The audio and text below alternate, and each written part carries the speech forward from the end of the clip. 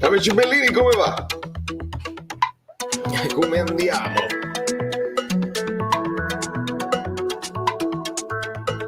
Fatemi sapere, io vi vedo. Mi sentite tutti, tutto a posto, credo. Voglio sperare. Voglio credere. Vedi le notifiche del canale Te, una cosa bellissima. Fatemi silenziare i telefonini e andiamo a bomba. Eccoci qua. Io ho provato a struccarmi, non è che non ci ho provato, ma serve proprio quel latte detergente. Io sono ancora in fase di trasloco, diciamo quello che è, non ho tutte le cose così, sto aspettando di fare un po' di spesa all'ingrasso. E andiamo a salutarvi tutti. In primis, permettetemi, l'amico Alberto Levitan, che mi ha lanciato un caffè e io l'ho preso al volo. Non c'è la cosa di streaming, ma non fa niente, io lo ringrazio Alberto, il nostro amico anche ex arbitro, che ringrazio per il caffè. E andiamo a salutare un po' tutti.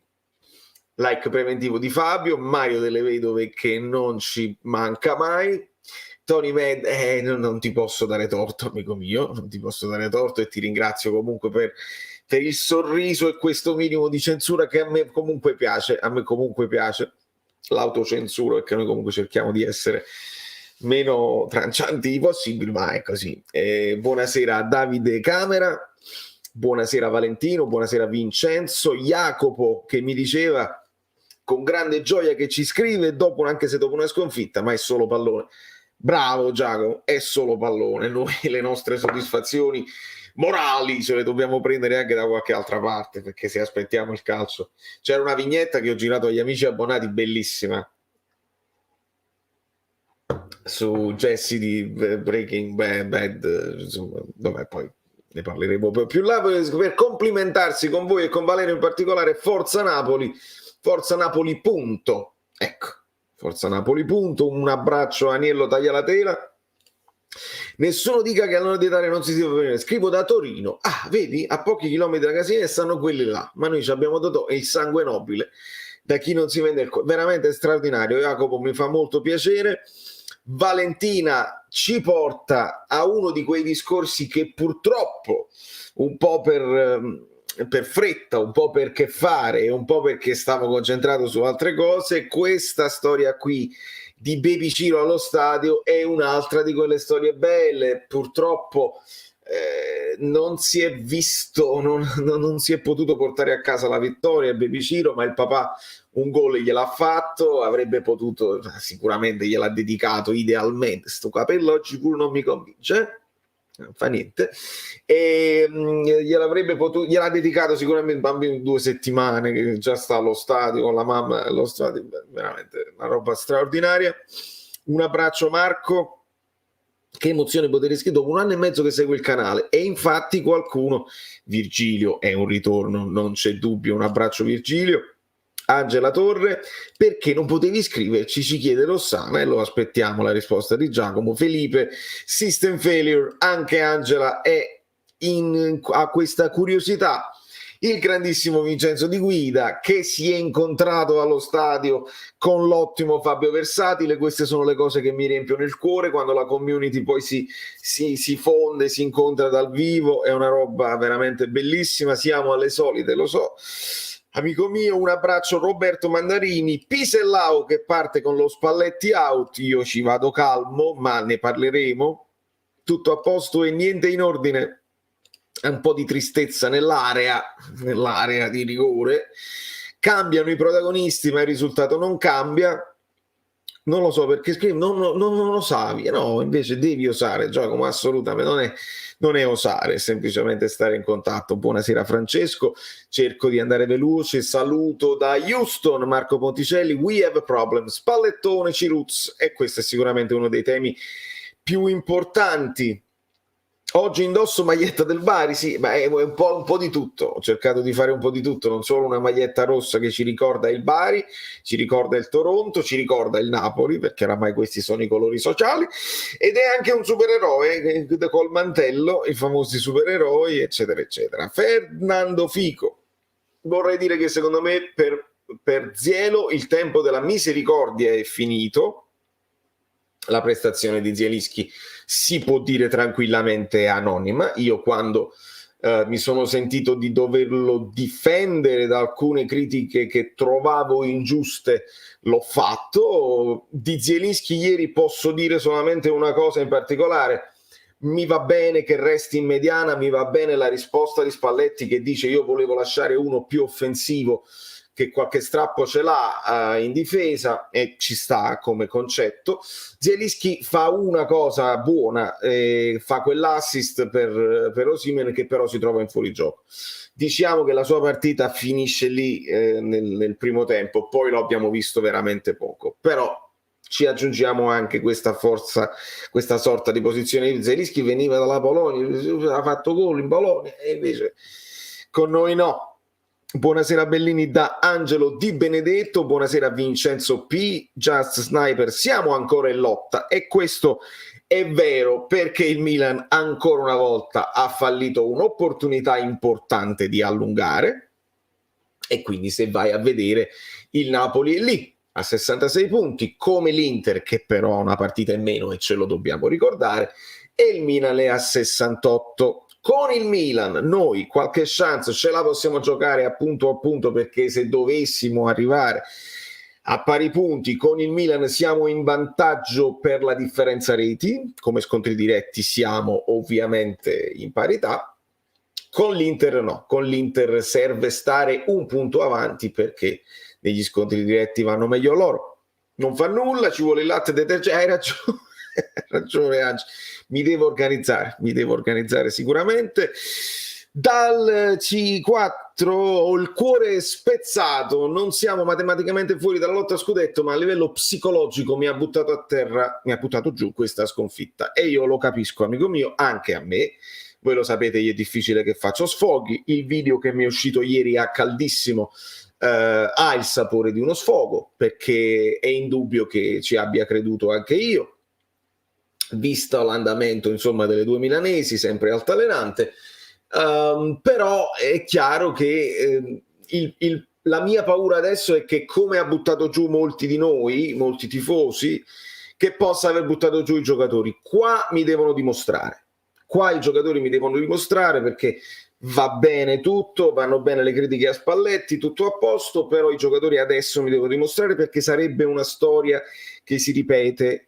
Lottare per lo scudetto, si dà tutto oltre l'ostacolo, a volte si riesce, a volte no, fondamentalmente non ci riesce.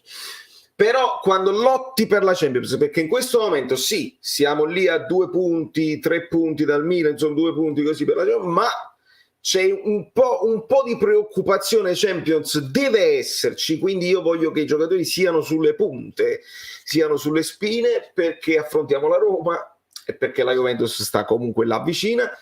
L'Atalanta si è persa per strada, ma la Roma è da considerare quella più vicina come quinto posto in questo momento. Attenzione proprio a non dargli noi una botta finale. Buonasera a tutti Raffaele, buonasera Forza Napoli sempre, e lo ribadiamo sempre. Buonasera a tutti gli amici della community da Antonio.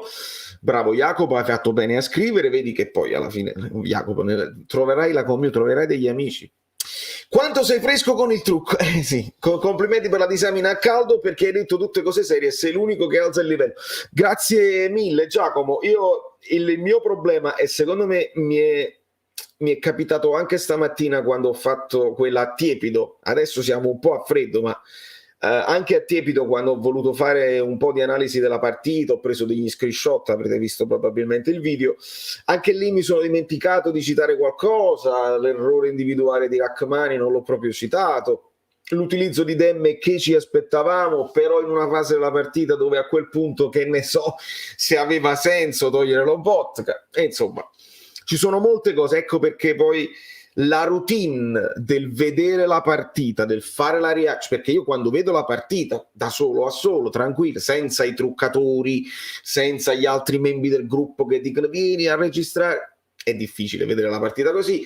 Nella mia, come si dice, nella mia routine, quando ho fatto la live reaction, quando la spezzetto e la edito, in qualche modo rivedo le azioni, poi ci abbiamo tutto scritto sui foglietti, poi quel momento di pausa, così andiamo live a sentire le vostre considerazioni. Per me è meglio come analisi, per fare le analisi, però il che fare, la vita aumenta e quindi dobbiamo anche vedere che cos'è. In che gruppo suoni? Ferrari per sfizio. Per sfizio ve lo scrivo qua, però così.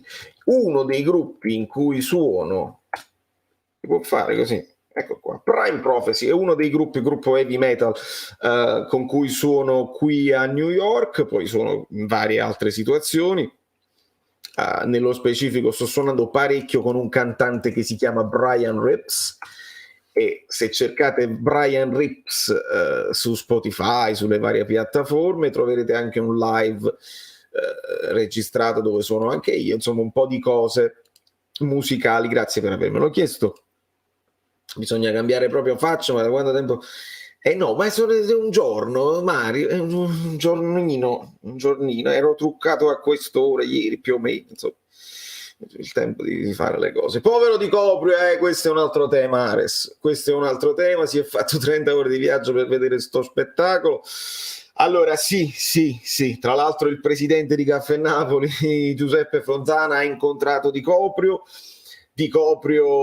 sono convinto che adesso dopo un'oretta di gol, penso non si può fare un minuto di gol, almeno se ne è fatto un'oretta, adesso magari si sta godendo la città, perché Napoli non è solo calcio e lui ama un po' tutta la napoletanità, a partire dalla cultura, dai paesaggi, dai sapori, l'ho visto col caffè, e quindi si merita anche un pochino di svago.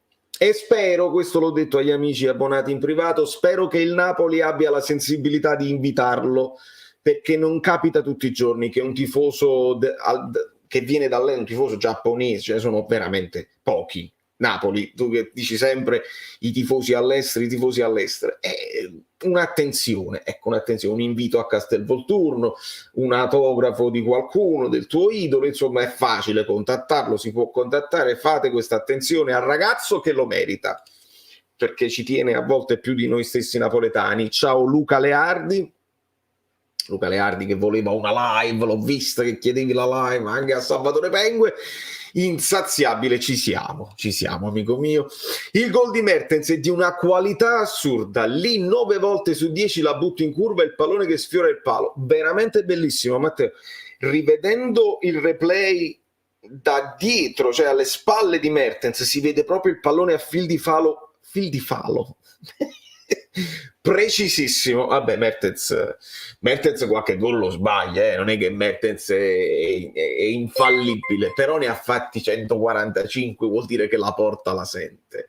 E fatemi ringraziare Adamo Fucci, e c'è proprio Mertens che fa così. Io che darei per vedere Mertens un anno in più. Vabbè, adesso lo recuperiamo anche Adamo. Buonasera a Davide Palma. Amici Berini, sono ancora triste per la sconfitta di ieri, troppi errori individuali e soprattutto l'assist di Lozano. Questo è un altro tema, perché tra i vari screenshot, io non lo so se ce l'ho proprio così, lo potrei recuperare al volo proprio per farvi aprire una ferita. Eccolo qua, ce l'ho, eccolo qua. Ringraziamo sempre Gerardo Marino che non si ferma mai. E su questa cosa qui, signori, è difficile trovare analisi tattiche, cose che tengano, È proprio difficile.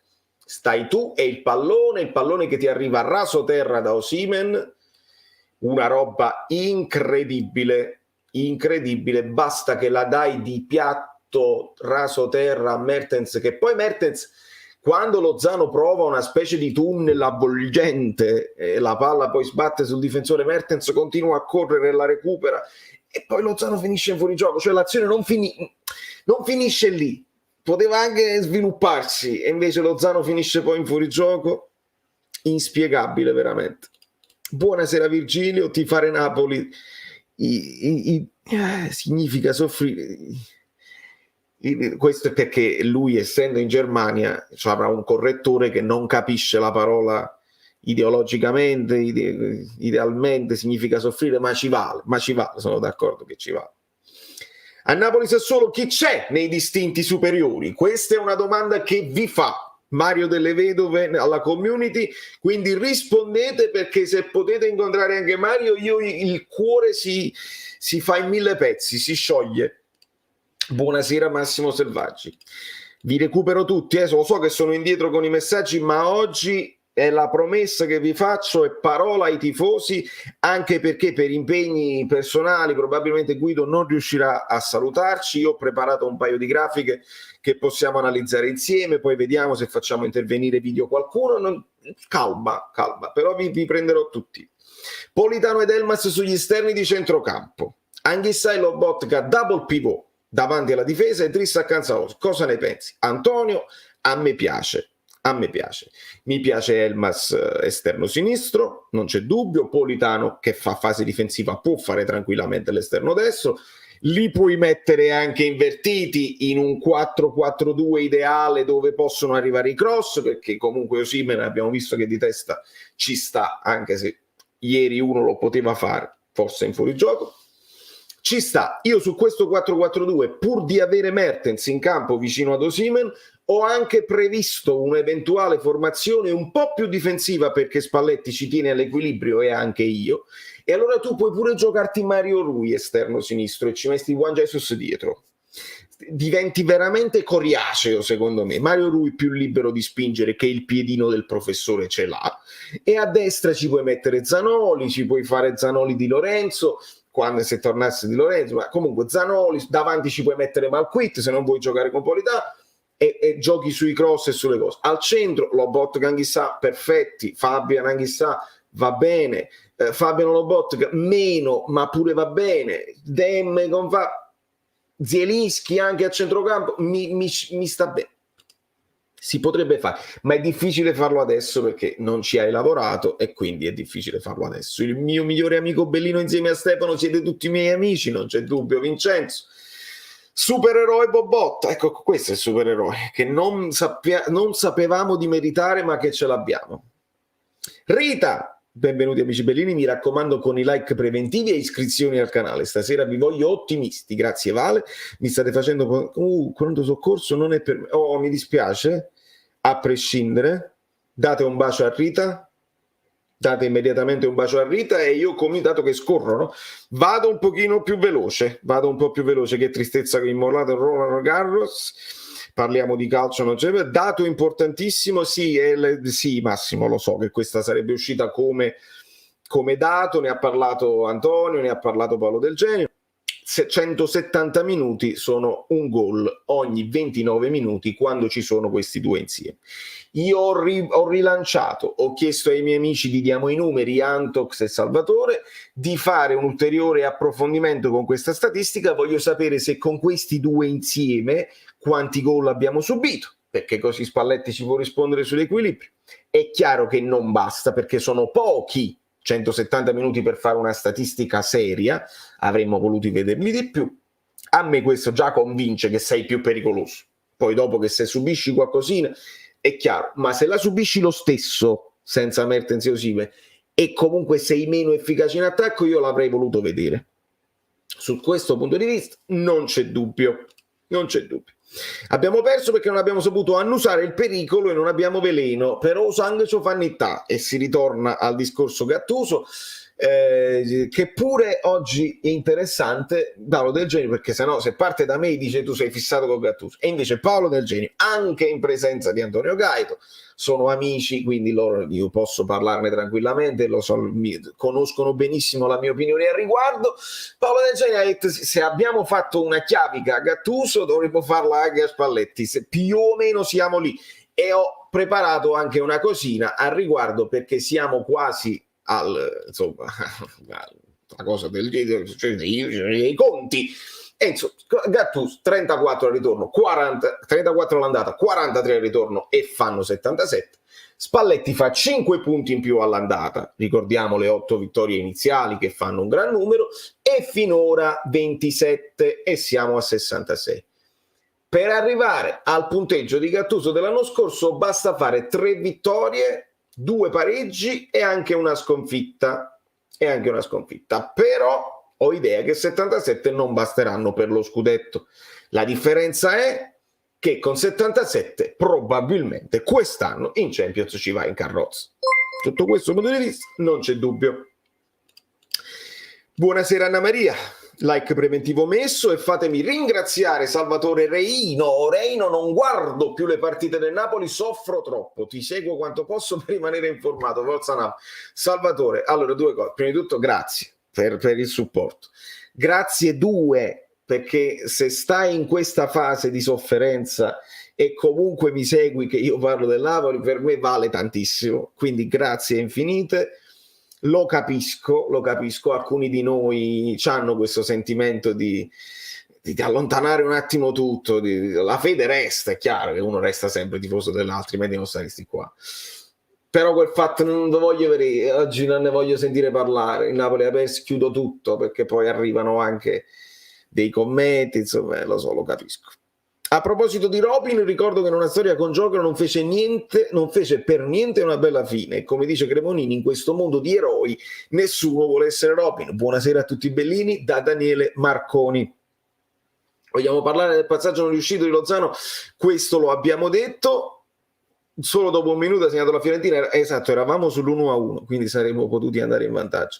72esimo like con affetto incondizionato. Cioè, ovviamente vale per tutti questa cosa qui.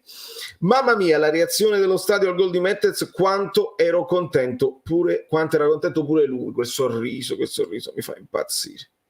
Speriamo che la Fiorentina faccia lo stesso partitore anche contro il Milan. Sì, speriamolo. Dobbiamo essere onesti, molto spesso noi abbiamo visto differenze di atteggiamento, no? Un po' come se il Napoli fosse la squadra dove tutti vogliono fare la partita della vita, eccetera eccetera. Però io devo aggiungere che ho visto il finale della partita del Torino contro il Milan e devo fare i complimenti al Torino, perché il Verona dell'anno scorso non l'ho visto così accanito contro altre squadre per tutto il campionato. Con noi hanno fatto la partita che dovevano fare, con Juric come un pa'. Il Torino ha fatto il suo dovere con il Milan, il Verona così e così con l'Inter, se vogliamo essere onesti, perché se la squadra più fallosa d'Europa finisce con 0 ammoniti, mi risulta difficile pensare che fosse per loro la partita della vita. Ma andiamo con ordine. Assodato che potevamo e dovevamo fare di più, miglior partita della Fiorentina nel post Vlahovic quantomeno, tatticamente nelle scelte più precisi loro, cosa che noi non siamo riusciti a fare. Ho visto poche partite della Fiorentina per darti una risposta precisa, Valentina. Sicuramente loro hanno fatto una buona gara, hanno trovato le linee di passaggio eccetera eccetera. Aggiungo a postilla, vedi perché sono belli i vostri commenti, perché così mi fate sviluppare tutte le cose. Ad essere onesti, la Fiorentina non è che abbia creato poi così tanti pericoli. Ecco perché, e guardate come fila il ragionamento, ragionate su questi numeri un attimo. Ecco perché quando mi si può rispondere ma con Mertens e Osimhen poi abbiamo preso 2 gol, li abbiamo presi sì, però non è che la Fiorentina ci ha surclassato, ci ha schiacciato e Ospina migliore in campo. La Fiorentina ha fatto un paio di situazioni dove la prima, ovviamente c'è il famoso fallo non fallo che dice Spalletti, non è fallo su Mario Rui, fanno culo e Mario Rui cade e quindi si sviluppa quel contropiede così. Un tiro anche difficile, angolato, gol. La seconda, Rachmani impazzisce perché non lo ha mai fatto quest'anno, va in dribbling solitario alla Koulibaly, perde palla e poi siamo tutti sbilanciati. Insomma, non è che abbiamo perso equilibrio con Mertens e Osimhen, mi pare di poter dire Virgilio Bandiera. Rivedendomi specialmente il primo gol della Viola, loro sono in superiorità numerica superiore, esatto. L'italiano ha vinto la partita a scacchi, forse sbaglio tattico spingersi così in avanti abbandonando la retromarcia. Sì, l'inizio a scacchi a centrocampo, perché secondo me hanno underperformato sia Fabian che Zielinski e in quella zona ibrida non mi convincono entrambi, non mi hanno convinto entrambi ieri, ma non abbiamo accelerato tanto, credimi, perché se avessimo accelerato il Napoli comincia anche bene la partita. e nei primi 15 minuti li ho visti vogliosi, eccetera, eccetera. Però poi sono mancate anche le scelte finali, è mancato Insigne, Politano, che comunque questa è la stagione che stanno facendo e non sta cambiando. È mancato, insomma, Osimhen ha perso il duello con Igor nel primo tempo, però sempre questa pallata è molto isolato, quindi ci metti il giocatore a uomo e se non riesci poi a superarlo con un movimento è difficile. E secondo tempo ci aggiungi Mertens, diventi più pericoloso, 2 gol li fai, 2 gol li subisci, almeno è nel primo tempo che poi fondamentalmente l'abbiamo perso. E fatemi sottolineare anche quello che fa Koulibaly, perché lì è chiaro che noi ce la pigliamo sempre con quelli là un po' più deboli, Mario Rui, Malquit, eccetera, eccetera, però anche Koulibaly sviene in occasione di quel cross e non si rialza più. Buonasera Anna Maria. Il Bologna al momento è praticamente salvo, non credo ci fosse dubbio sul Bologna perché ce ne sono troppe di squadre dietro. Buonasera Vale, lo riempiamo di nuovo il Maradona? Ottima domanda, voglio vedere, aspetto al varco anche i tifosi perché lo riempiamo.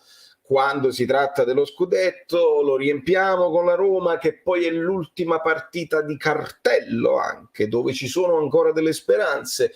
Voglio pensare di sì, magari non pienissimo come con la Fiorentina, perché c'è sta pure Pasquet per lo mezzo, però vediamo un pochino. Il merch di Valerio Fluido sul fluido.net. Tra l'altro vi devo dire ragazzi che, ve lo dico così, ci ho pensato oggi, potrebbe anche essere che il merch andrà a sparire, quindi questi diventano special limited edition, perché hanno aumentato le tasse americane e io rischio che se devo fare la spedizione tramite il sito eccetera eccetera vado in minusvalenza e quindi devo togliere i prodotti oppure devo metterli a prezzi esorbitanti, cosa che non voglio fare.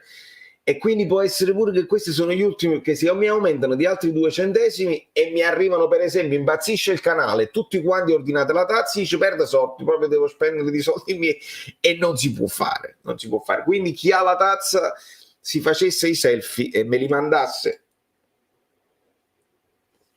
A fine partita ho perso anche una schedina 94 per un gol inutile di Becao. Madonna mia. Capisco che siamo tutti molto delusi, ma ora siamo vicini alla squadra per queste ultime 6 partite. Blindiamo la Champions quanto prima, che è il nostro obiettivo. Bravo Antonio, ricordiamocelo. È mancata la mossa tattica per frenare Gonzalez, che è stato superiore a lui. Sì, anche io distinto ho pensato subito a Juan Jesus. Poi Gonzalez ti può anche fregare in velocità, e non solo fisicamente, però anche io ci ho pensato. In velocità, tecnica, fisicità, forse un JJ, un centrocampista che aiutasse a tamponare. Sì. E anche forse abbiamo un pochino sottovalutato l'importanza di Anghissà. Buonasera Losco. Lo riempiamo. Forza Rita. Non dobbiamo fare un dramma per questa sconfitta, ricordiamoci che all'inizio dovevamo lottare punto a punto con l'Atalanta per Champions League, giusto, ricordiamoci questo, ricordiamoci che l'Atalanta è crollata. Ho una cosa interessantissima che poi vi posso far vedere, un lavorone fatto da Pep Di Palma, il nostro amico Pep, che è esemplificativa, ne parleremo sicuramente. Fabio Versatile, credo che con la Roma lo stato potrà essere pieno soltanto se venerdì ci sarà qualche altra sorpresa in quelle 2 partite, non perché siamo risultatisti ma perché la curva a 30 ok, c'è la curva a 30 e allora diventa più complicata. Ringrazio Fabio Versatile per il caffè. È arrivato. Pure Cagia, ma siamo proprio alla frutta. È metà. Vabbè. Forza Napoli dal Belgio. Grande Pietro. Pettirosso Robin. Mamma mia. Ho visto gli XG, sì amico, ne avevamo parlato, ne stavamo parlando, insomma, sono molto indietro con i messaggi, adesso vi recupero tutti. Il Napoli meritava più della Fiorentina per quanto visto. Clamoroso anche questo. Lozano quando attacca guarda per terra, invece deve stare con la testa alzata, se no Lozza te ne puoi andare in una grande squadra così rimane in panchina per sempre. Vedete che Angela, perché poi io mi ricordo parecchie cose della mia community. Angela è una delle grandi estimatrici di Lozano, però se Lozano sta così e Angela lo riconosce e nonostante la sua simpatia per il giocatore gli dice quello che c'è da dire, non c'è dubbio. Scorrono i messaggi, sono scorruti e allora io nella scorruta ringrazio in ritardissimo di nuovo Adamo Fucci. Scorrono tutti e recuperiamo, ritorniamo, è comparsa stellina. Con Osi e Mertens insieme solo 2 gol subiti. Antonio, ma 2 gol subiti ieri con Osi e Mertens sicuramente, ma tu mi stai dicendo in tutte le statistiche, cioè in tutti quei 170? Che poi sarebbero, perché hanno giocato non 45, ma insomma una cinquantina di minuti ieri, nei 120 non abbiamo subito gol, sarebbe interessante questa cosa, eh? Arriviamo a 100 like, dai, per Rita, non per me, per Rita. Forza. Vedi? Sto recuperando tutto. Devo andare più veloce, che vi voglio dare soddisfazione, lo capite? Lo capite? Troppo lento, sono stato troppo lento. È troppo lento. Chissà come terzino quando serve per assenze o tattiche avversari, dato che il ragazzone lo fa in nazionale. Non l'ho visto giocare in nazionale terzino, Jacopo, me lo stai dicendo tu, l'ho visto a tutto campo con il Camerun, l'ho visto a centrocampo fare pressing selvaggio anche in avanti, spingersi da mezzala, giocare un po' più centrale, anche sotto punta. Terzino non l'ho mai visto. Onestamente non azzarderei un altro adattamento, perché secondo me Anghissà ci sta mancando proprio in mezzo al campo. Il gol di Osi è il classico gol di voglia di sfondare la porta, è vero. È possibile che sia l'unico oltre a Mertens che ha questa voglia. Luca, io non credo che ieri sia mancata la voglia. Ieri sono mancate un po' le caratteristiche, la forza, la tecnica. Cioè, sono sicuro che Lorenzo Insigne aveva tutta la voglia del mondo. Però quando gli cade quella palla dalla destra, il suo primo istinto è andare con il piede forte, ha detto io con il destro è capace che riesco a calibrare il pallonetto. Se invece tu non pensi al destro e senza pensare, senza ragionare, la fai scendere e provi a coordinarti con il sinistro, magari la tira in curva, ma come concetto è calcisticamente più giusto.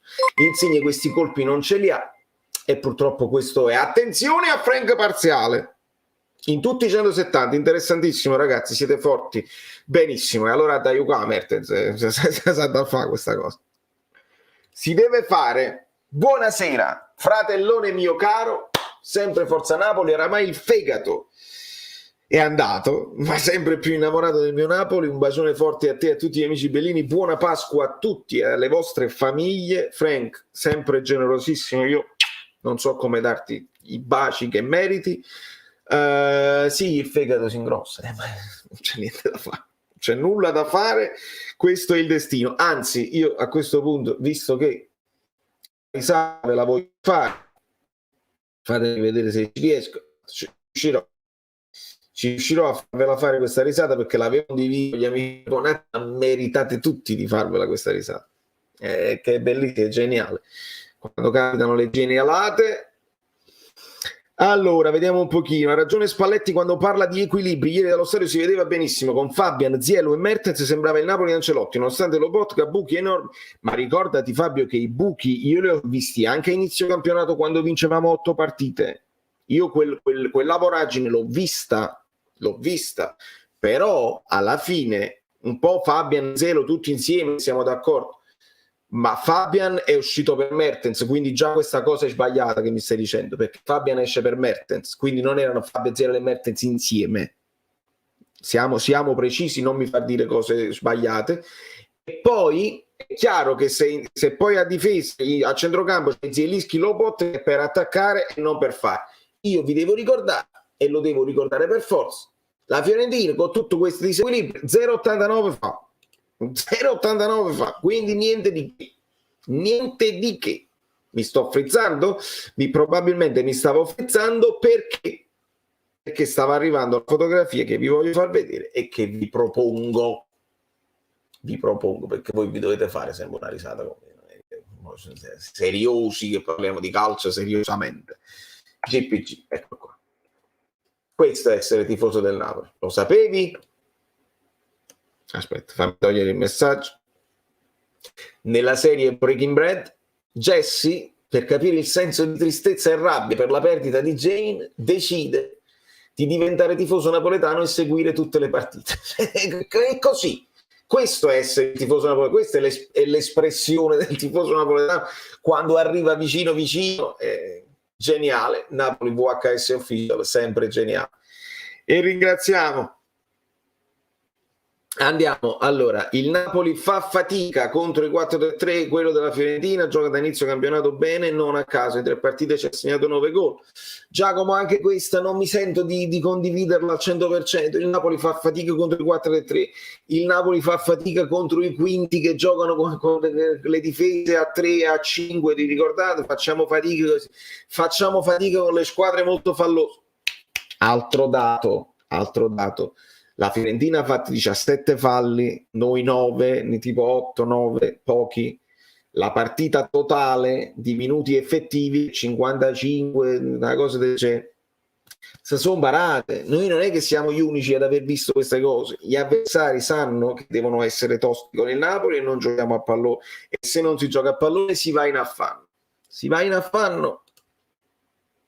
Lobo è diventato così forte che nelle ultime partite lo stanno riempendo di calci. Sì, e si sta anche pigliando più responsabilità perché vede che intorno evidentemente non sono al suo livello come stato di forma e si sta prendendo pure più responsabilità nell'uscire palla al piede. Lo noto.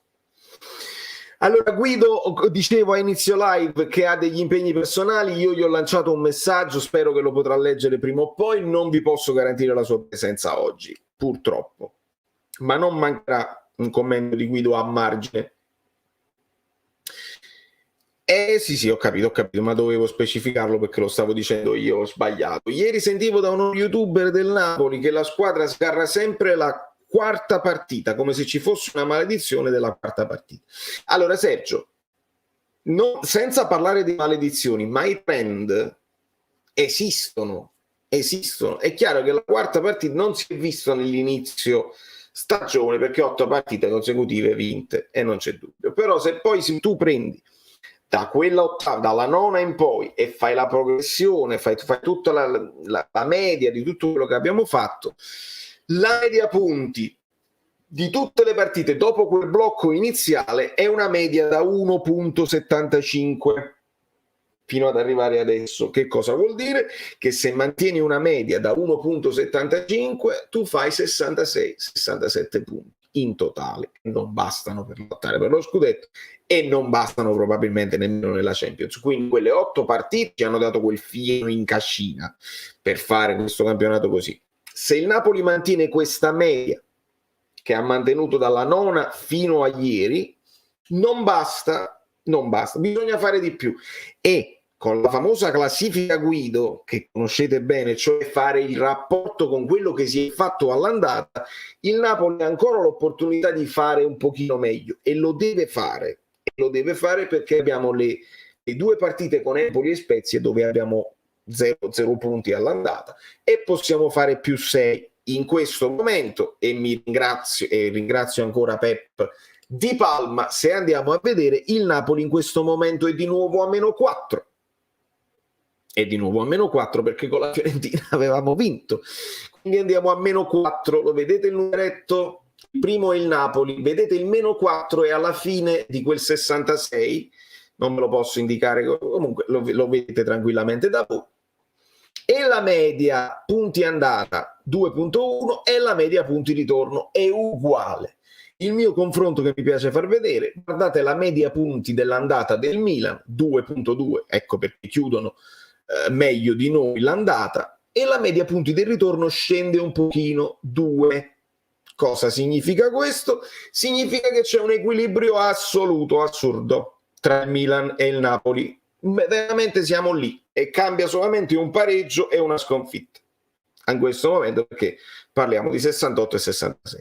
La cosa clamorosa di questa analisi è che l'Inter è a -7 rispetto al girone di andata e la media punti del ritorno è crollata clamorosamente, da 2.4 arriviamo a 1.7. Se fai 1.7 non ci arrivi a vincere lo scudetto, però nel suo crollo, visto che non ne ha approfittato il Milan e non ne ha approfittato il Napoli, non parliamo di Atalanta e Juventus, è chiaro che l'Inter, avendone perse solamente 3, ha ancora tutta la possibilità, visto anche il calendario, di farcela, non di vincere un campionato scintillante, ma di farcela. E nel frattempo sono scorsi, visto che mi sono preso questa lunga pausa, tutti i messaggi. Like per gli schemi, forza.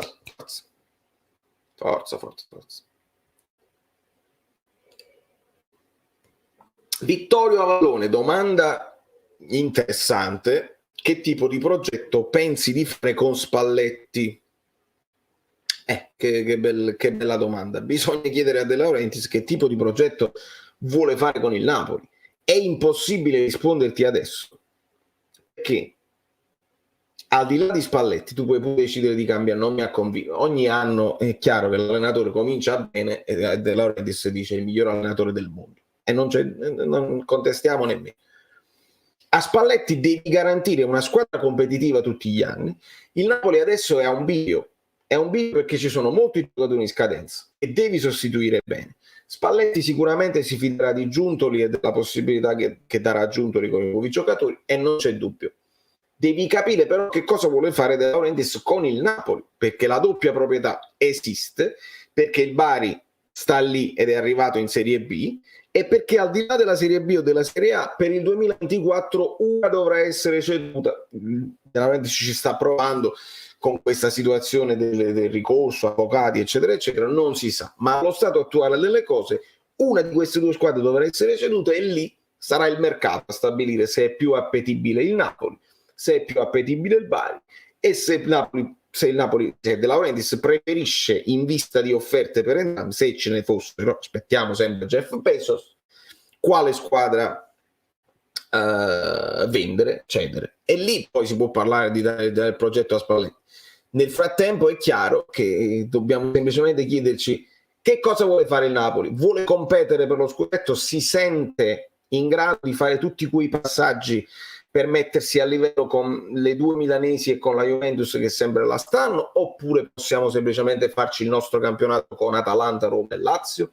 Perché parliamo di sorelle, ce ne sono 3 diverse e poi ce ne stanno altre 4 o 5 che a seconda delle annate si giocano i posti rimanenti. Questa è l'analisi così secondo me andrebbe fatta, non c'è dubbio. 150 like e possiamo salire ancora. Beh, salutiamo Bezos che ci segue sempre. Per vincere i campionati servono i campioni, con tutto il rispetto, ma se parte Insigne e arriva Kvaratskhelia, che non sono sicuri nemmeno i georgiani, come si dice, se parte Zielinski, si dice, e arriva Traoré, non vincerei mai. Serve l'esperienza, non solo serve l'esperienza, Dario, io rincaro la dose, servono tutta una serie di cose. Serve un ambiente pronto, servono dei giornalisti preparati che ti fanno le domande giuste, serve l'atteggiamento giusto in conferenza stampa, senza cose napolegne, serve che tu hai uno stadio, serve che tu, se fai la conferenza stampa, la fai live su YouTube, serve che non sei in ritardo quando devi postare le notizie, eccetera, eccetera, servono delle magliette azzurre, ma anche il marketing però fatto prima, perché se lo fai alla fine dell'anno spalmato... Vincere il campionato significa essere i migliori, ok? Fate conto che la Juventus è la migliore sempre per possibilità economiche, ok? Hanno lo stadio, sanno fare il marketing, sanno parlare, sono i migliori e non ce l'hanno fatta quest'anno e stanno molto in ritardo. Quindi non basta nemmeno essere migliore, se sei migliore te la giochi. Se non sei il migliore e qualche defezione ce l'hai, per vincere serve il miracolo sportivo. Un po' la storia dell'Leicester, che in Inghilterra vince, ma contemporaneamente c'è anche un'annata disastrosa di tante squadre che erano più forti di lei, il Liverpool, il Manchester City, eccetera, eccetera. È molto difficile. Questo è un campionato molto mediocre, molto particolare? Sì. Il Napoli può addirittura giocarsi la possibilità di vincere? Sì. Lo stiamo facendo? Credo di sì. Ma purtroppo ogni tanto si va a sbattere contro gli ostacoli e dobbiamo farci così. Lo stadio è importante, uno stadio importante, ma non è nemmeno questione del Maradona, il San Paolo. Avere uno stadio all'altezza, avere i ristoranti, curare i rapporti con i tifosi dell'estero, curare i rapporti con i VIP che ti vengono a vedere. La bellezza di chi ha seguito questo canale col tempo è che noi tutti questi argomenti li abbiamo sviscerati veramente con calma. Adesso riassumerli in 5 secondi è difficile, ma sono talmente dal settore giovanile, la primavera che sta sempre in difficoltà, eccetera, eccetera, i rapporti con i procuratori, non farsi prendere per il naso da certi procuratori, sapere come parlare con il palazzo quando non ti danno dei rigori. Sono talmente tante le cose in cui siamo purtroppo indietro, a volte per scelte sbagliate o magari non individuate bene, a volte perché non lo possiamo fare, perché non ce lo possiamo permettere i campioni, perché non abbiamo le possibilità economiche, il violino più piccolo del mondo. Quindi non è sempre una cosa, società, no, a volte non si può fare. E io sono anche contento che siamo stati chiari per un anno e detto queste sono le possibilità, dobbiamo abbassare il tetto ingaggio. Si può fare abbassando il tetto ingaggio e non alzandolo, si può vincere, è molto difficile, è calcisticamente difficile. Questo è centro sportivo serio, senza dubbio. Non mi sembra che con Insigne e Zeschi abbiamo vinto scudetti. Ha ragione Nicola, perché poi capito, tu dici se sostituiamo quelli con quegli altri non vinciamo. È giusto anche nemmeno con quelli che ci fossero restati, o se restassero, Insigne non può restare, ma Zielinski potrebbe. Quindi è così. Se Zielinski e Fabiano fossero veramente dei top player, secondo te ADL non si sarebbe già venduti qualche altro fa un Liverpool o al Real? Più che ADL si sarebbe venduti, avrebbero avuto probabilmente offerte importanti. E invece sempre rumors su Zielinski, però non si sono mai concretizzati a tutti gli effetti. Su Fabian, secondo me notizie di mercato ci sono, sirene spagnole esistono.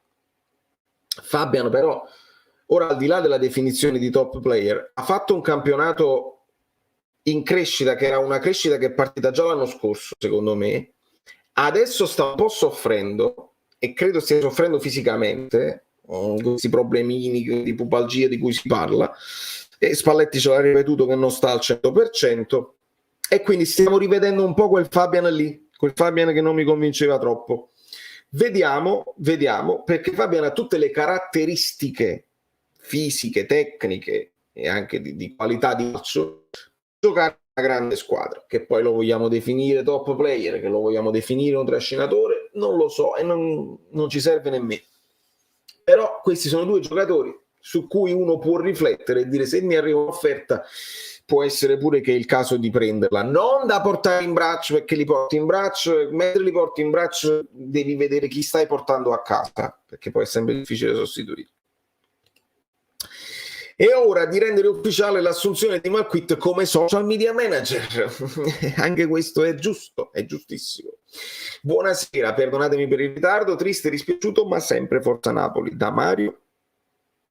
È vero che per le nuove norme UEFA il Napoli deve tagliare del 40% voto in per mancanza di strutture, non sono ferrato. Neanche io, amico mio, su questo. Ho sentito questa cosa... norme UEFA, insomma, questo nuovo fair play l'ho sentita letta così, ed è come se De Laurentiis avesse anticipato quello che saranno poi le regole che dovranno entrare in vigore. Per mancanza di strutture non lo so, non la capisco questo nesso, devo approfondire e stai tranquillo che lo faremo. Troppi lanci lunghi. Chissà perché, quando giochiamo con Osimhen la giocata diventa sempre la stessa. Secondo me Osi deve abbassarsi un po' tipo seconda punta senza stare a spalla alla porta e far salire. Allora, tu mi stai parlando, Napoli, di una squadra corta, e la squadra corta è giusto, è più efficace, perché poi vicino puoi scambiare, eccetera, eccetera. Se Osimhen già sta lanciato così, allungandosi, Osimhen non è che può da solo contro le difese sempre vincere i contrasti e andare in porta da solo, devono accompagnare. Allora tu lo accompagni come concetto, nel senso che quando stanno facendo il lungo già vai con Insigne, con Politano, con Zielinski, già vai sicuro che Osimhen la controllerà e poi puoi essere pericoloso. Oppure devi giocare diversamente. Come seconda punta è difficile da immaginarlo Osimhen, Però guarda che con Mertens, vi faccio vedere, approfitto per farvi vedere un'altra diapositiva, vi fai vedere.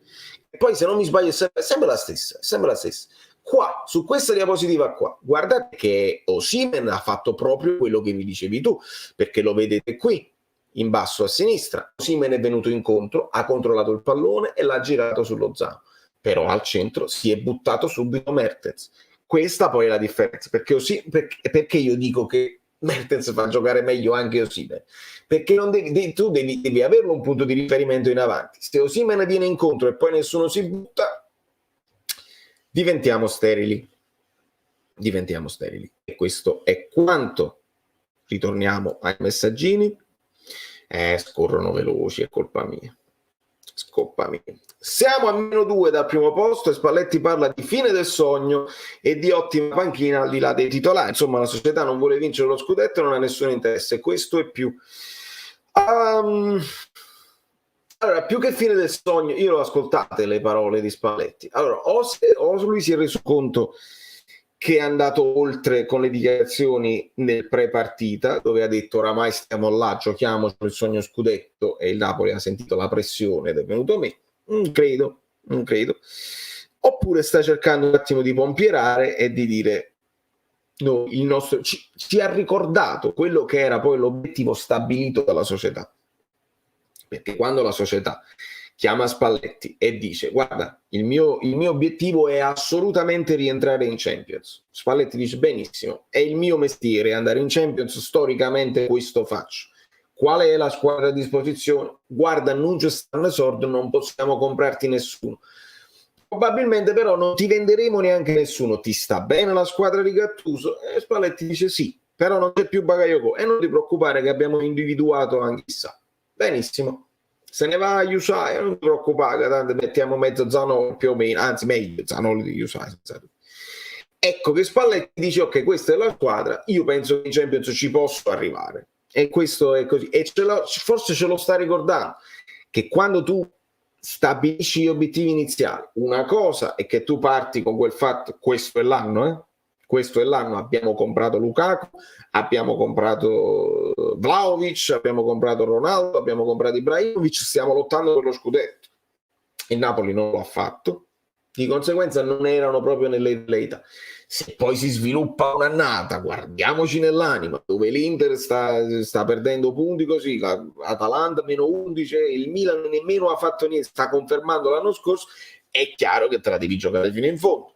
E lo faremo nelle nostre possibilità, senza dubbio. Ogni tanto mi frizzo e devo capire, perché questa connessione del nuovo posto è molto meglio di quella di prima, allora devo capire il perché. Ma molto di gran lunga. Parliamo di 12-200 contro 300-300, non è possibile frizzarsi, devo capire il perché.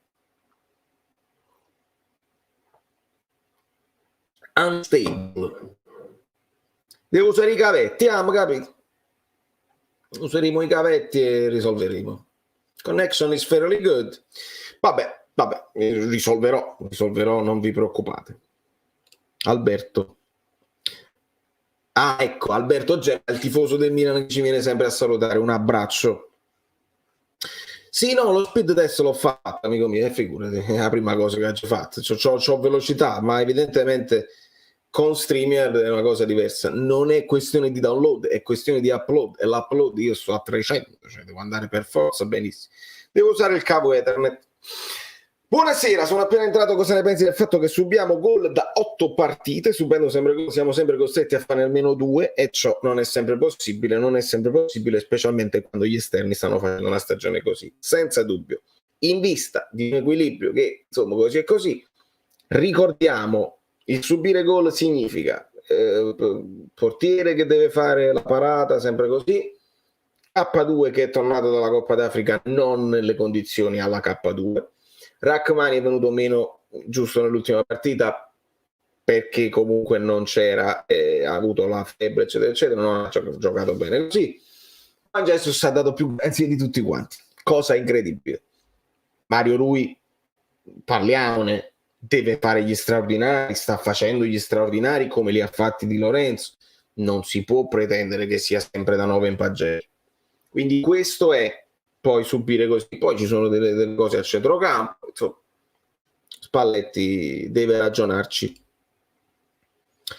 Allora, vorrei prima di andare ricordarvi cosa è successo nella Formula 1 nel 2007, per chi non ricorda, mondiale praticamente perso, poi vinto Kimi. Non è finita fin quando non è finita. Giovanni, figurati, io lo sai, ti voglio bene, forza Napoli sempre. È chiaro che non è finita, è anche banale dire non è finita fin quando non è finita, però non possiamo nemmeno illuderci fino alla vita naturale durante e dire tutto a posto, era proprio il risultato che volevo, perdere con la Fiorentina. No, devi ammettere che i tifosi abbiano un pochino di delusione quando, insomma, stai là e il Milan pareggia e tu hai questa opportunità di scavalcarlo e non è finita fin quando non è finita, abbiamo capito.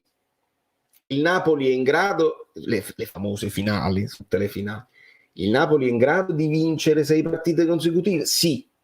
Lo facciamo? No. Non lo facciamo. Succede? Sì. Quindi non è finita fin quando non è finita. Qualcuno si illude e poi parla di fallimento? Sì. Sì. Ecco perché io poi Pompiero, capito? È così. La disfatta più grande è sentire Spallettone dire apertamente dopo la sconfitta che non dipende più nulla da voi. Guarda che questo è un errore grave che ha fatto Spalletti. Guarda, Magos, non dipendeva da noi nemmeno prima. Io ve l'ho fatto il video dove non dipendeva da noi. L'Inter stava annanzi comunque, era da considerare avanti comunque. Il Milan era avanti e quindi non dipendeva da noi comunque. Quindi questa cosa di Spalletti è stato un errore di comunicazione. Non dipendeva prima della Fiorentina e non dipende adesso, ovviamente. È chiaro che devono fallire il Milan e l'Inter per vincere, è normale. Non ci illudiamo e non ci crediamo, però non si può mai sapere. Va bene, non si può mai sapere. Io credo che invece si sa. Io preferisco pensare che si sa, esultare per la cosa in Champions, che comunque è una cosa ottima ed è l'obiettivo, e poi essere sorpresissimo se succede l'imponderabile. Poi ognuno tifa in maniera diversa. Che sbagliò l'entrata nel vabbè, io poi il paragone con la Formula 1 non lo affronto nemmeno. Buonasera Castaldo Salvatore. Facendo pompieraggio pensiamo che vincendo contro la Roma abbiamo quasi 2 piedi in Champions e questo è importante. E questo è importantissimo. Van Freva, ma perché nei momenti più topici e più in casa veniamo meno? Vabbè. Io questa storia delle partite in casa la voglio analizzare bene, voglio rispettare questa cosa, perché poi sono numeri, sono statistiche e quindi esistono. Non riesco a darmi una spiegazione logica, sinceramente. Non posso pensare che il Napoli soffre il pubblico, oppure il fatto che in trasferta lanci Osimhen è meglio, perché poi tutte le squadre giocano casa e trasferta più o meno uguali contro di noi. Quindi non la ritengo al 90% una casualità. La ritengo al 90% una casualità e quindi non ci do peso al fatto che in casa perdiamo di più che fuori casa. Non ci do peso. Non riesco a darci peso. Tore Palanga. Non posso seguire, ma vi saluto amorevolmente, come l'amore da tifoso che provo per Mertens, un Mertens che vorrei per sempre nel Napoli. Su con il like. Amico mio, un bacio forte, grandissimo. Abbiamo salutato Ciro, anche Romeo, che si è visto inconsapevole a 2 settimane un gol bellissimo del papà. E purtroppo questo è un peccato pensare che Mertens stia chiudendo qui. Però ci sono 6 partite. Se Mertens fa 10 minuti a partita, come più o meno è, potrebbe fare anche questi 5 gol e arrivare a 150 gol. È difficile. Ma secondo te perché gli esterni sono così schiacciati sui terzini? Per aiutarli e per tirare o crossare devono farsi prima 60 metri di corsa? Terzini troppo scarsi o problema tattico? Aiutami tu. Credo che questo sia stato un discorso di Spalletti per sistemare un po' la difesa. La coperta corta, la risposta è la coperta corta. Questa squadra, evidentemente, che bene o male quella dell'anno scorso, ha dimostrato grandi cose in attacco e ha dimostrato una difesa a volte un po' ballerina. Ok? Le famose preventive di cui ci parlava Gattuso, che non sempre venivano fatte bene. Evidentemente Spalletti con il suo staff, con Calzona che si cura la difesa, avranno pensato di apparare un pochino i buchi e quindi tenere un po' più a bada gli esterni che possano dare una mano in difesa, e indubitatamente la difesa è migliorata e abbiamo in questo momento non più la migliore difesa perché ce l'ha l'Inter, ma la seconda migliore difesa, il che ti porta in Champions. Probabilmente non ti fa vincere il campionato perché la coperta è corta, se li devi abbassare non ce li hai vicino e chiaramente vanno in difficoltà, vanno più in affanno quando devono segnare. Il Napoli vince lo scudetto. Non credo in queste statistiche matematiche, bisogna tenere conto solo del trend. Al momento il Napoli è superiore all'Inter. Tu l'hai citato, io glisso, però, caro Francesco, la bellezza è che rimane tutto agli atti.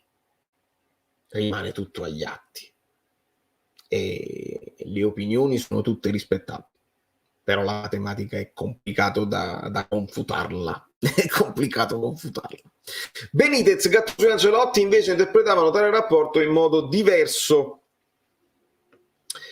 Tu dici il rapporto con gli esterni, non lo so, con la società, non lo so.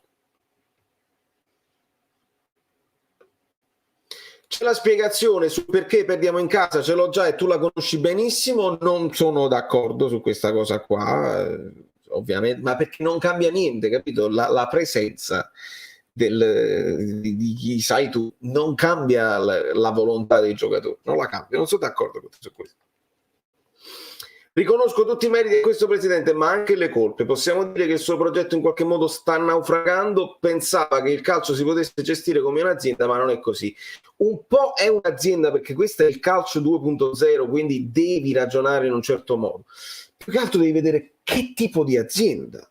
Perché una cosa è l'azienda cinema, una cosa è l'azienda gelati, una cosa è l'azienda automobilistica e una cosa è l'azienda ristorante, le costruzioni, eccetera, eccetera. Questo poi è la differenza. Perché se è vero che avere una società snella nel cinema ed avere tutto in affitto, e quindi non è che tu ti devi comprare i palazzi dove giri i tuoi film, sarebbe assurdo, no? Non ha senso avere tutte queste proprietà, ogni film che fai. Ci sta avere tutto in fitto. Nel calcio forse no, nel calcio forse è meglio averle di proprietà certe cose, sale il brand, sale l'importanza della struttura, della società stessa, della squadra, e quindi lì bisogna ragionare se è meglio o peggio. Nel 2019-20 abbiamo perso in casa 6 volte, fonte Gema, che poi sarebbe non c'è dubbio, è la stagione di Ancelotti Gattuso, di quando Ancelotti deve lasciare e deve entrare Gattuso, e ricordiamo che era una stagione clamorosamente complicata. L'argomento rendimento in casa è importante. Il Napoli ha sempre costruito storicamente i suoi risultati soprattutto in casa, su 66 punti 29 in casa e 37 fuori, siamo settimi per rendimento casalingo. Lo so, è interessante, è clamoroso, il fatto è che non capisco il perché, quindi non è che vi posso dare una risposta, è un indizio su perché è difficile vincere lo scudetto, sicuramente, perché non è che tu in casa puoi vincerne solamente così poco e 29 punti non bastano. Un po' di rumori. Avete sentito? È stato un pochino un'ambulanzina. Beh. 2 squadre devono fare quello che ha fatto Hamilton o Medvedev. Io poi pochissima di Formula 1, avanti di 2 set break, perde una finale slam, statisticamente possibile, ma calcisticamente continuate voi. Non so se è impressione mia, ma quando c'è Zielo dietro Osi mi sembra che non sia così efficace in termini di accompagnamento. Tolto Mertens che è scarso, Elmas non potrebbe incidere di più. Sì, sono d'accordo per 2 motivi. Motivo 1, Elmas senza palla si butta di più dentro, di caratteristiche di istinto, si butta di più dentro e riempie l'area, quindi mi piace di più come sottopunta. Zielinski mi piace come sottopunta, però è uno che deve stare faccia alla porta e quindi deve avere la possibilità di tirare subito, di controllare il tiro, oppure di ispirare lui. Cosa sta cambiando? È che ieri, se vai a vedere le posizioni medie, Zielinski era sottopunta, non era mezzala. Sai, questa posizione un po' ibrida. Se tu vai a vedere Fabian e Lobot che erano più dietro e il famoso triangolo, mi perdonerai, era così con Zielinski davanti. Il problema è che è davanti, ma è comunque arretrato. Non è un sottopunta che in fase difensiva diventa la seconda punta, perché vi ricordate cosa abbiamo imparato anche l'anno scorso? Che il primo pressing lo fanno Osimhen e il sottopunta vicini. Cosa succede quest'anno? Secondo me, che Spalletti ha visto che Osimhen il primo pressing lo fa anche da solo, ma mi si è preso esatto, posso dirmi ancora più, e quindi tiene un pochino più arretrato il sottopunto, copre un pochino quei buchi e quelle famose voragini di cui abbiamo paura a centrocampo, stabilisce una difesa più solida e non torna più indietro e non riesce a tornare più indietro. Secondo me questo è. Ha urlato Ciro, che bello. Questo non lo sapevo, vedi, me l'hai detto tu, Massimo. Bellissimo, bellissimo. Scorrono i messaggi, ragazzi.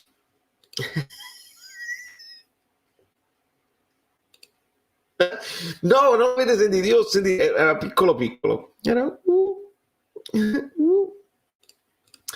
Ah, bella sta domanda, Luca. Chissà quanto ci saremmo divertiti con l'italiano da noi. Amico mio, secondo me avremmo subito 40 gol.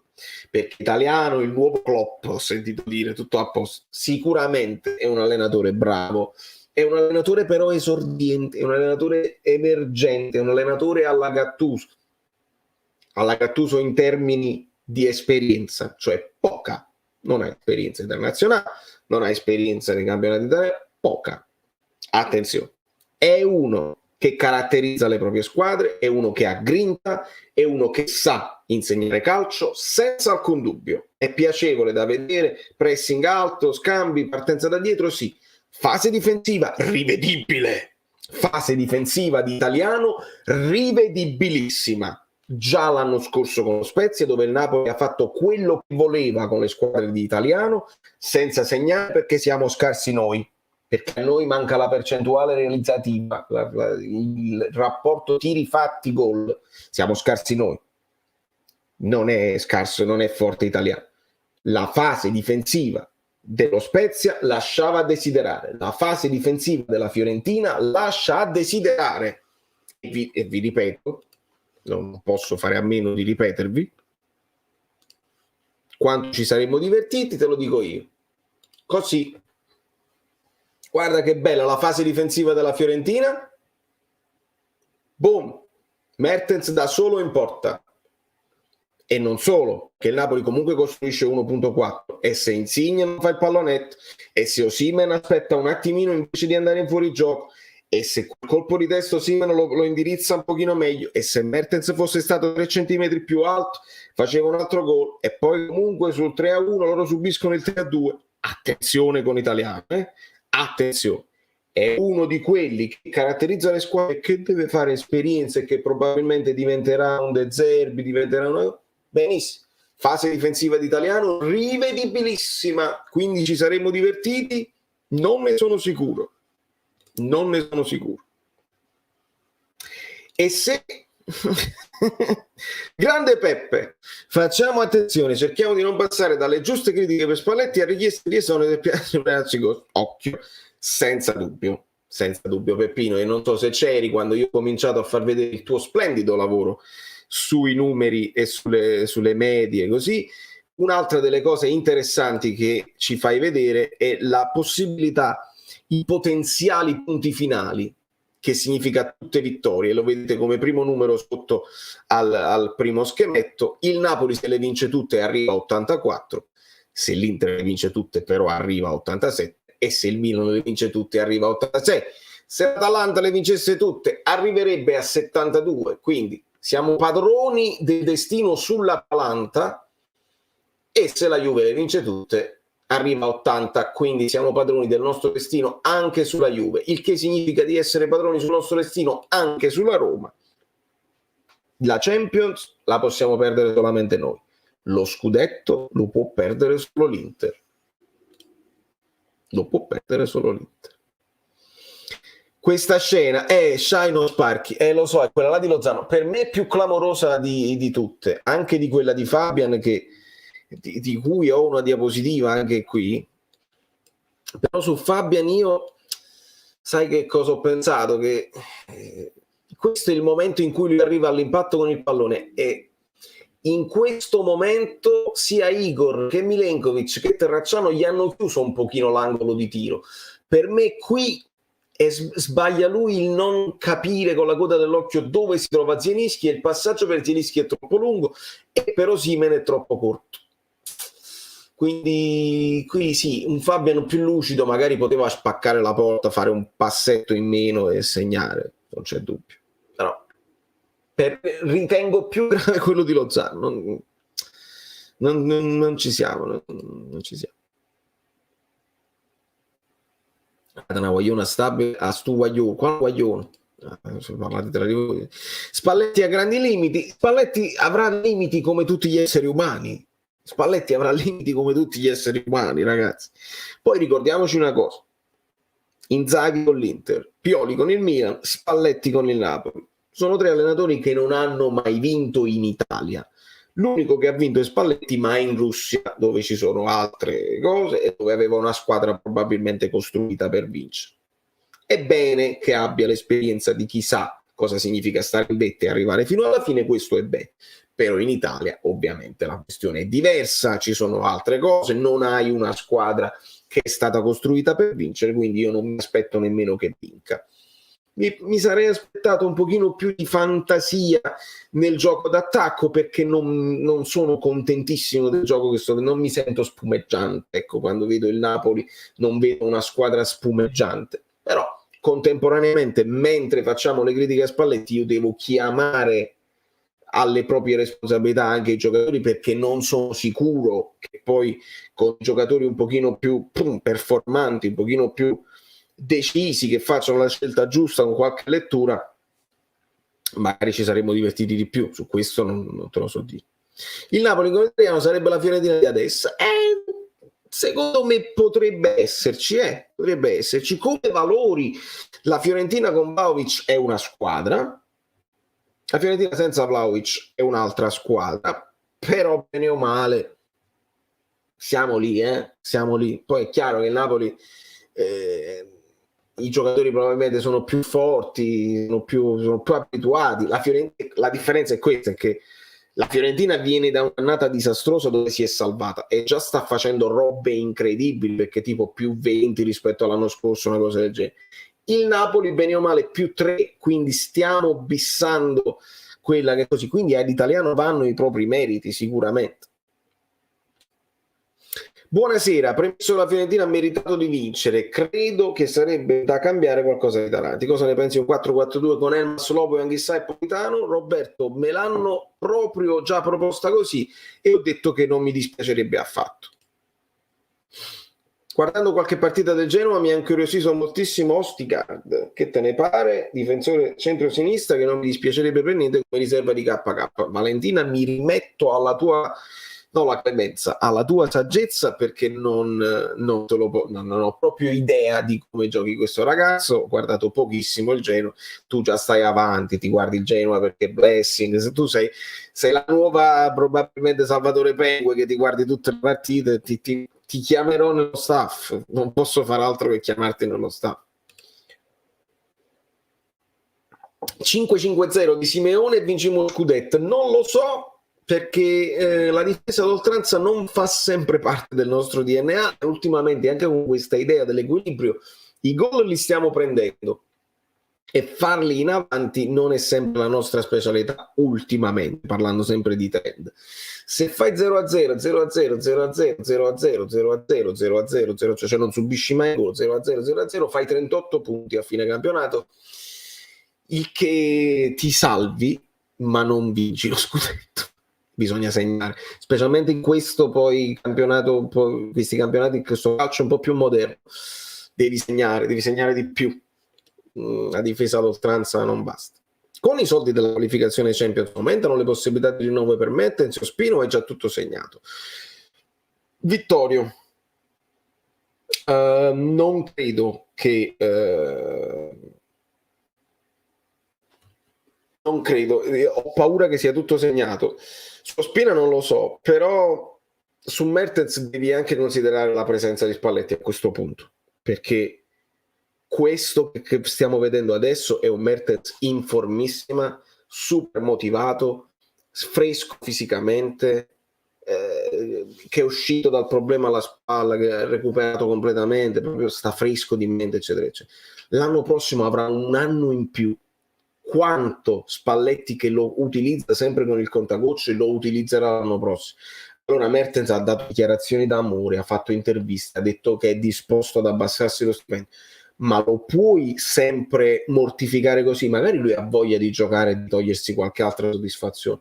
Non so se in Italia, non so se all'estero, non so se vuole stare tranquillo con il bambino a naso. Sicuramente sarebbe la sua preferenza, però è anche un professionista che ha tutto il diritto di andare o a monetizzare o a togliersi qualche soddisfazione sportiva da qualche altra parte. Con la presenza di Spalletti e con l'idea di abbassare gli ingaggi di ADL, credo che ADL voglia fare piazza pulita e non guardi in faccia a nessuno, non ci sta amore per la maglia, non ci sta quello fatto in passato, quello che potrebbe fare in futuro. Non lo vedo possibile in questo momento, spero di sbagliare. 32esima giornata, 17-18, Napoli-Milan 0-0, Milik si mangia forse il gol scudetto. 32esima giornata, 21-22, ricorderemo il non passaggio di Lozano allo stesso modo. Sono momenti, Raffaele, tu ricordi quella?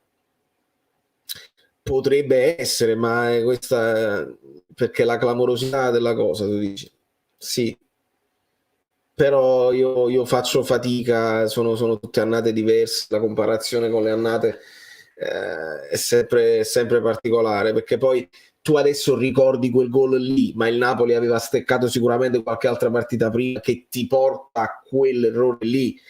E adesso ricordiamo il passaggio di Lozano, ma ci dobbiamo ricordare l'1-1 col Cagliari e ci dobbiamo ricordare prima le partite con lo Spezia, le partite con l'Empoli, e ce ne sono ancora 6 che non sono finali.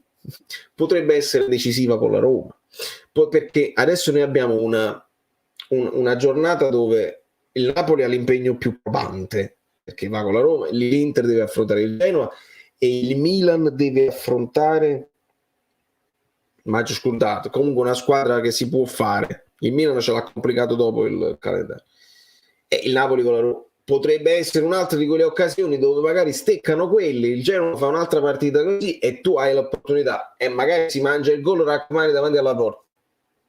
Ci ricordiamo quello, quindi di volta in volta con i stecconi in mano si va da nessuna parte, non c'è dubbio, cara Angela. L'errore di Lozano è più grave perché stava cambiando l'inizio, giusto, la sposo questa considerazione, caro Alessandro, la sposo. Il problema esterno i terzini lo risolvi con una difesa altissima sulla linea di centrocampo, così hai meno metri da percorrere e meno spazio tra le parti, ricordando Sarri.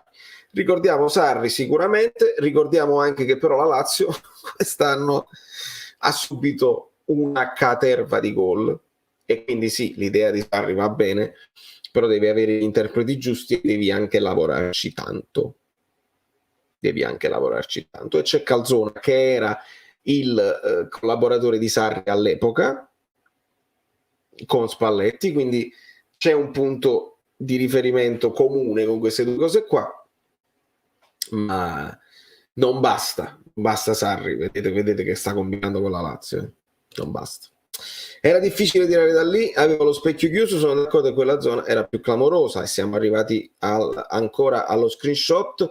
Vola tutto, quanto è forte Bremer assai, rischiamo la Champions? Io credo di no, amico mio, però a questo punto permettimi di aspettare la partita con la Roma. Dove il Napoli ha la chance di fare un +2 e di mettersi a -2 rispetto sempre alla classifica Guido dell'andata e del ritorno. Visto che la Roma sta lì, Europa League sta insidiando un pochino la Juventus, che è 4 punti dietro di noi, permettimi di aspettare la partita della Roma per rispondere a questa domanda. In questo momento io ti dico no, stiamo tranquilli. Lazio e Fiorentina. Allora la Fiorentina, penso prima la Fiorentina deve affrontare il Milan, se non mi sbaglio. Lo Spezia in 2. Ah sì, Lazio e Fiorentina nel lungo, perché poi c'hanno anche, certo, l'Atalanta, eccetera, eccetera. Lo Spezia deve affrontare il Milan. Ciao Valerio, secondo me serve Mertens in questo momento, da gioco e anima alla squadra, insieme ad Osimhen togliendo Zielu, altrimenti lo scudetto te lo so. Zielu ormai non so cosa abbia. Io vi ripeto, quando c'era da difenderlo, per me l'ho difeso, in questo momento si può anche lui sedere in panchina e non c'è dubbio. Con Mertens sfondate una porta aperta, c'ha qualcosa in più che gli altri non hanno, e io aggiungo questa cosa proprio per onestà intellettuale, anche un po' di malizia, che non vuole dire scorrettezza. Mertens è uno di quelli che per malizia sa che se non ci sta arrivando su quel pallone, non lo può toccare pulito, sa anche che se solo allunga un pochino e magari la palla va fuori, si è fatto fare fallo da Musso, quella è la malizia. Cioè tu dici, io se me la allungo così il pallone non ci arriva, non significa niente, da regolamento mi hai abbattuto anche se il pallone sta nell'altra area, è rigore. Questa malizia di Mertens non ce n'ha nessuno nel Napoli. Uno di quelli che aveva questo tipo di ragionamento, questo tipo di mentalità così era Callecon aveva questa furbizia, questa sapere quando prendersi il fallo, mettersi davanti, sapere anche perdere tempo in maniera pulita. Mertens ha questa cosa qua, pochi altri nel Napoli. Lozano un pochino sa come prendersi i falli quando sta in forma, pochissimi altri. Lo so, il discorso Totti doveva uscire per forza. Con il contagocce a 40 anni, prima l'ho trasformato in un grande centravanti, non dite cose senza contestualizzare, non teme il carisma di Mertens e la società. E allora teme la società. Cioè, se non è una questione tra lui e Mertens, se la società ha dato quest'ordine di utilizzare Mertens con il contagocce, vuol dire che Spalletti antepone il rapporto con la società e fa quello che gli chiede la società al risultato sportivo, perché qua stiamo parlando di evidenza dei fatti. Quindi non lo so, io ci ragiono e non riesco a trovare una spiegazione logica. Se mi dite guarda, la società ha detto così e Spalletti ha detto di sì, non mi trovo d'accordo con Spalletti, e Spalletti avrebbe la personalità di dire senti Aurelio, tutto quello che vuoi tu, ma il ragazzo finché ce l'ho a disposizione, ma perché non dovrei usarlo? E perché Insigne sempre e Mertens mai?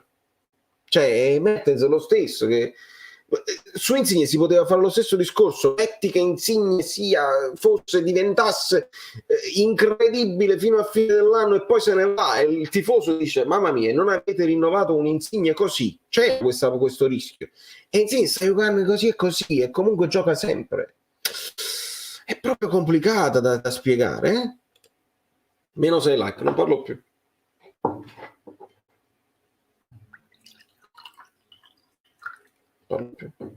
Anzi,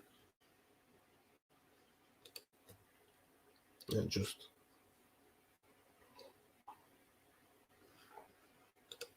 Anche Dem mi è dispiaciuto che sia uscito completamente dai radar.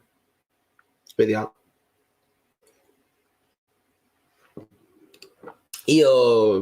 Spalletti ha detto sì e lì poi andiamoci nell'anima. Se è successo questo, amici addetti ai lavori, lo so che voi guardate ogni tanto, dedicate il like, perché non gliela fate una bella domanda a Spalletti? Ma non con la cosa, dice ma secondo lei l'equilibrio, perché lui ti risponde hai visto, abbiamo preso 2 gol con l'equilibrio, perché non gliela fate proprio cattiva? Tanto che fa? Non vi fanno più entrare in conferenza, ma tanto sono mister, è la società che ti ha detto che Mertens non deve giocare più. Boom, si crea il panico, Lombardo, Baldari che non sanno mantenersi. Diventate i nostri eroi. Fatelo.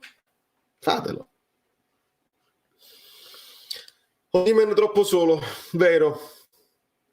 Sì, Zielinski e Fabian devono accompagnare se sta Osimhen là davanti, sì. Un po' di panchina per Insigne, sì. Primo gol, errore di Culi e Rachmani regala all'avversario, giusto. Secondo gol, Iconè chiude gli occhi e la palla trapassa Zanoli in mezzo alla gara, giusto. Terzo gol, Lobot che scivola la Fiorentina. Sì, però aspetta.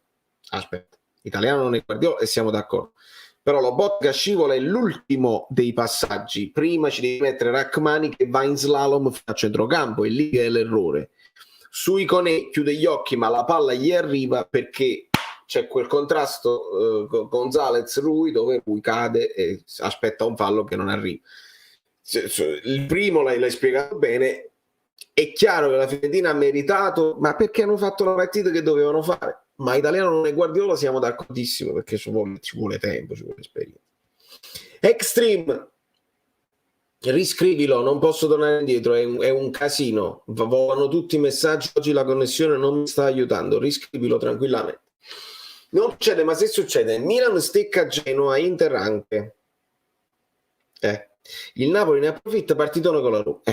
Il Napoli sarebbe momentaneamente primo. Il campionato è davvero imprevedibile. Sì, Gigino, però non ti dimenticare che momentaneamente primo, sempre con l'Inter con una partita in meno. Il campionato è imprevedibile, siamo d'accordissimo. Non succede, ma se succede, evviva, vuol dire che il campionato è veramente più clamoroso della storia. Non è finita finché non è finita, siamo d'accordo. Ci sta convincendo il Napoli, cioè vi sembra un Napoli convincente che ha quella forza, dici ma guarda come giochiamo bene, è chiaro che arriva la Roma e ce la mangiamo, è chiaro che lo Spezia, l'Empoli non mi danno nessuna preoccupazione, un po' di preoccupazione io ce l'ho, ma forse perché sono un tifoso fifone, Fai attenzione che già noi tifosiamo nati per vincere e stanno chiudendo per via sponsor. E che caccia fai? Io non sto sponsorizzando nessuno. Quindi grazie ascoltami amico mio, grazie perché ci tieni a me, sei carino, ma a parte che io non sto sponsorizzando nessuno e poi mi fai dei nomi non lo so, forse ho capito di cosa si tratta, ma stiamo a posto, credimi, siamo a posto. Grazie, però è un'attenzione che mi hai fatto che apprezzo molto. Chissà l'anno prossimo con esterni alti, con caratteristiche differenti, compreso terzino sinistro. È chiaro. Non vediamo l'ora. A mio vedere il campionato non si decide contro la Roma, si decide contro il Torino, a Torino. Jake, vuoi vedere che si decide alle ultime 2 giornate? Ma quanto vi piace l'equilibrio? Basta, questo scudetto non è possibile. La Juve sta dietro 4 punti. C'è anche chi si guarda dietro, è normale. Che Spalletti non faccia giocare Driss, secondo me è una questione tattica, perché ricordiamo che Driss ha 34 anni ed è più rischio infortuni al posto di Zelo, ma in questo caso bisogna rischiare. Sono d'accordo che in questo caso bisogna rischiare, io l'ho letta anche così, amico mio. Recuperare a volte è più difficile. Se tu, per assurdo, parti con Mertens o Osimhen, no? Che abbiamo visto che in 170 minuti insieme fai 3 gol, cioè fai un gol ogni 30 minuti, parti con loro 30 minuti, fai un gol, 60esimo magari ne fai 2, ma vado per assurdo, sei pericoloso sicuramente, quindi l'avversario, su questo non è assurdo, l'avversario si deve preoccupare di Osimhen e anche di Mertens, li fai e poi lo togli e non ti dico niente, poi lo togli e ti copri un pochino, ma chi ti dice niente? Quindi cominciare anche, specialmente quando sei in casa, specialmente con la Fiorentina che ha meno velleità di te, tu stai lottando per il sogno dei supereroi, dimostrami proprio psicologicamente, dimostra la squadra, guardate che oggi andiamo in campo con Mertens e Osimhen, con Fabian e Lobot Gadir perché Anghissà non ci sta, e con Insigne, con Politano. Vedi che bella spinta che dai, non lo so, magari per dire, ma abbiamo perso lo stesso. Riscrivo anch'io, cosa ne pensi di un 4-1, 4-1, 4-1, 3-2? A me l'idea piace e vorrei vederle. Allora il 4-1, 4-1 non è altro che un 4-3-3, quindi l'abbiamo visto più volte, nel senso che uno dei centrali sta un po' più arretrato, quindi Lopot che si viene a pigliare la cosa, e i 4 sarebbero i 2 esterni, fatto così, i 2 esterni che di solito stanno vicino ad Osimhen, quindi Insigne e Politano per farci capire, e i 2 dietro Fabian e Zielinski, diciamo così, nelle caratteristiche di Spalletti. Quindi non cambia molto. 4-1-3-2 è complicatissima da leggere, sarebbe un 4-4-2 alla fine, semplicemente con i due centrali, invece di essere uno a fianco all'altro, sono in verticale. È un po', dipende dalle caratteristiche dei giocatori. Dipende dalle caratteristiche dei giocatori. Ci sembra convincente questo Napoli? No, proprio no. Ho già detto no, sì, e lo ripeto, no. Grazie amico mio ancora. Che voto do alla difesa? Io 3.5. I pedaggi pure scordate il pagelle. Ma che fare? Un po' maluccio tutti. Non voglio dare il voto, ma malino. Vola tutto. Si sente tantissimo la mancanza delle analisi di Guido, e ti ringrazio Chris, questa è anche una soddisfazione mia personale, perché credere in Guido un po' è fortuna averlo incontrato, eccetera eccetera. Poi credere nelle analisi, quando qualcuno poi mi diceva anche ma sei sicuro? Invece io ci ho creduto, ho visto lungo e ho capito che avere una persona di quello spessore, che è tifoso del Napoli, credetemi quando vi dico che è tifoso, proprio tifoso assai, che però lo mette un attimo da parte, analizza, ci fa vedere delle cose che magari non sempre vediamo, ci guarda lungo e ci guarda avanti. Se sono 22 anni che indovina le classifiche finali, non può essere sempre un caso. E allora, se lui ci dice una cosa, l'imponderabile può sempre avvenire, però se poi succede quello che ci ha detto, io non sono più sorpreso, ecco, la vedo così. Allora, non ti preoccupare, non ho capito assolutamente. Il pressing alto fatto male da Zielinski e Ruiz non faceva altro che liberare poi Cabral sul lancio lungo e cominciare l'azione. Ci hai fatto caso? Fabio, questa è molto specifica e ti devo dire la verità, guardandola sul telefonino così preciso nell'analisi sul pressing non posso essere. Non ho avuto modo di vederla integrale, ho rivisto gli highlights ovviamente, ma così preciso non posso essere. Quindi l'analisi tattica, se vai a vedere, ho fatto più analisi degli episodi e degli errori individuali che un'analisi tattica, proprio volontariamente, perché sarebbe disonesto per me parlare di cose che non ho analizzato bene. Non ha messo Mertens Osimhen perché non c'erano né Petagna, come cambio migliorati. Questo è giusto, neanche sa, questo è giusto. Non dimentichiamoci che prima degli Spalletti e lui il secondo anno fa sempre meglio. Aggiungo, Fabio, questo è molto interessante, che non ci sia Petagna rende ancora più difficile l'utilizzo di Mertens Osimhen insieme, perché te ne devi sempre conservare uno nel caso succeda. Aggiungici, fammi aggiungere, Osimhen non stava al 100%, ricordate che non si è allenato, molto spesso si è fermato, si toccava i muscoli, abbiamo tremato, abbiamo visto Mertens anche scaldarsi nel primo tempo, molto vero. Quindi non me lo aspetto quando c'è Petagna, e figuriamoci se me lo aspettavo io, non c'è dubbio su questo. Anche stava bene, non solo il primo anno di Spalletti e lui fa il secondo anno sempre meglio, un po' tutti il secondo anno possono fare meglio perché conoscono di più l'ambiente, perché conoscono a menadito meglio il dentro e fuori dei difetti e dei pregi della squadra, ed è chiaro che mi posso aspettare anche uno sviluppo dell'azione migliore del secondo anno, mi posso aspettare che lui individui dei punti cardine, perché lui praticamente non è potuto intervenire sul mercato perché gli hanno detto questa è la minestra, vienitela a mangiare, magari, hai capito, già starà parlando con Giuntoli per vedere se le pedine che arriveranno lo convincono. Su questo io sono fiducioso, ecco perché. Bravo Fabio, questa è una domanda proprio che mi fa dire delle cose proprio importanti. Ecco perché io faccio la critica a Spalletti, ma non è mai Spalletti out, mai, come non era Gattuso out, non è Spalletti out oggi. Magari puoi avere sulla coscienza una partita, magari puoi avere la coscienza un gol, o solo avere la coscienza dello scudetto, non sarà mai Spalletti out, perché per me le storie si costruiscono sui progetti e sui percorsi. Hai preso un allenatore? Ci credi? Benissimo. Dagli 2-3 anni, cerca di accontentarlo con il mercato e vediamone i frutti, perché i frutti con Sarri per esempio li abbiamo visti anche il primo anno, mica male, però quelli veri, proprio seri, una squadra impareggiabile, erano dopo i 3 anni. Lo stesso Ancelotti andava e non era, lo capisco, però non gli abbiamo dato modo di fare quello che voleva. Gattuso, non gli abbiamo dato modo di fare quello che voleva. Benitez se ne è dovuto andare lui perché l'ha chiamato Real Madrid, bisognava, anzi lui sarebbe restato, ma dovevi dargli il progetto con tutte le strutture, eccetera, eccetera. Importantissimo. C'hai Spalletti, ti piace, ti fidi, dagli un po' di carta bianca, dagli un po' di potere, perché io parlo di Sarri.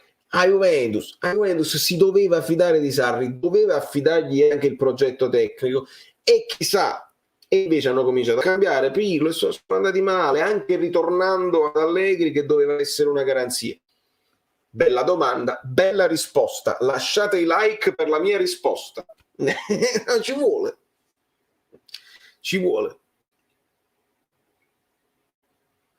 non mi dite che tutta questa cosa che ho detto si è sentita robotica perché vado troppo in fretta.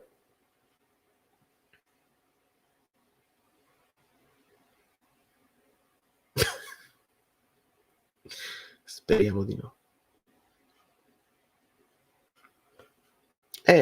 Grave errore dare a Ronaldo poi questo potere, se così dovesse essere, perché Ronaldo se ne poteva ampiamente e quando se ne è dovuto andare se ne è andato. Si è sentito? E allora i like.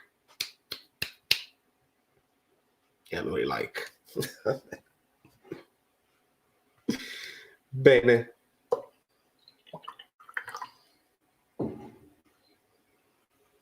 Buonasera Lucia.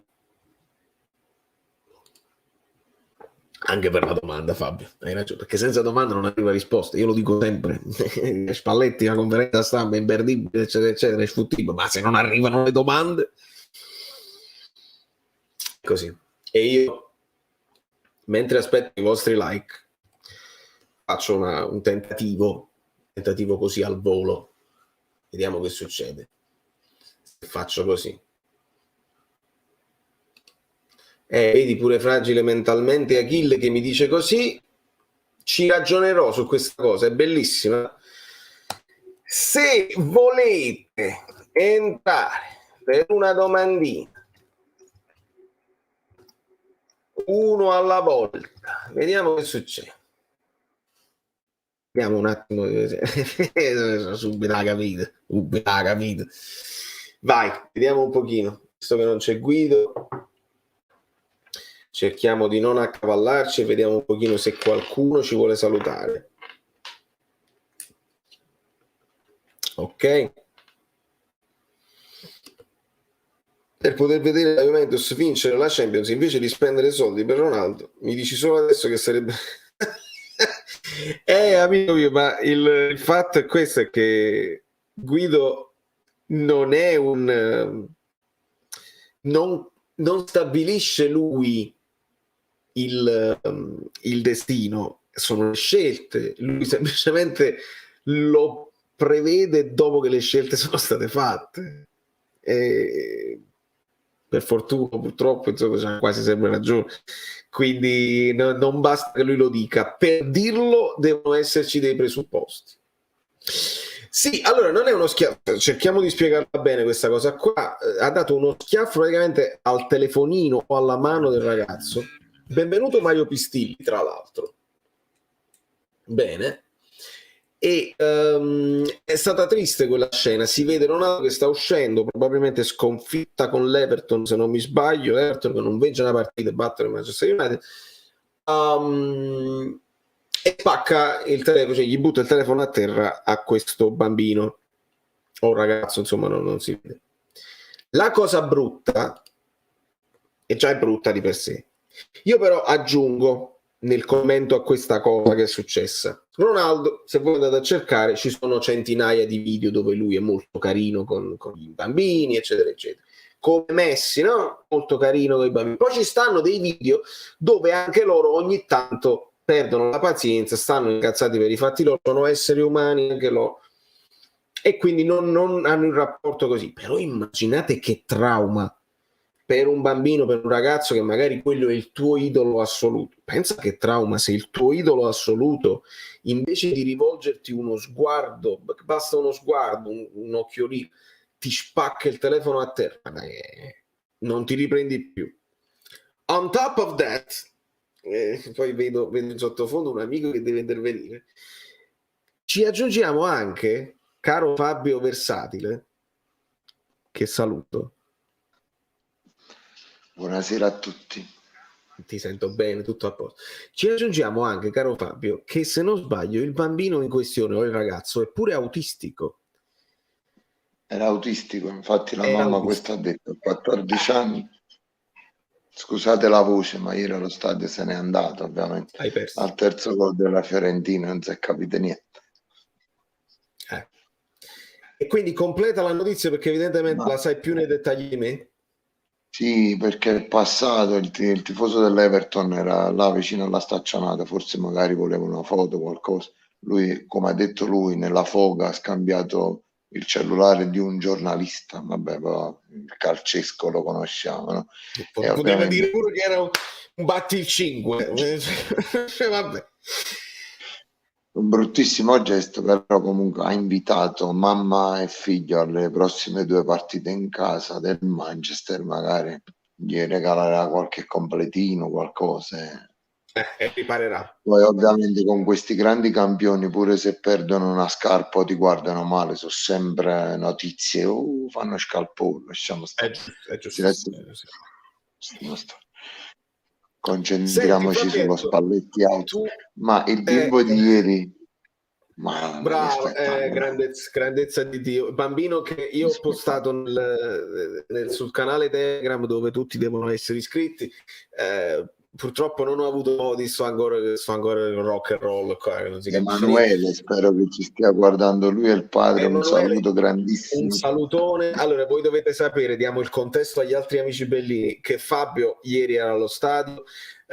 Abbiamo visto la foto dove si è incontrato con Vincenzo, l'altro amico abbonato, e ha cominciato a parlare con gli amici in curva. Dove stavi? In che settore stavi? Curva superiore. Curva. E quindi ha cominciato a parlare della community, del canale, bellissimo, mi arrivavano i vocali con tutti i saluti, roba straordinaria.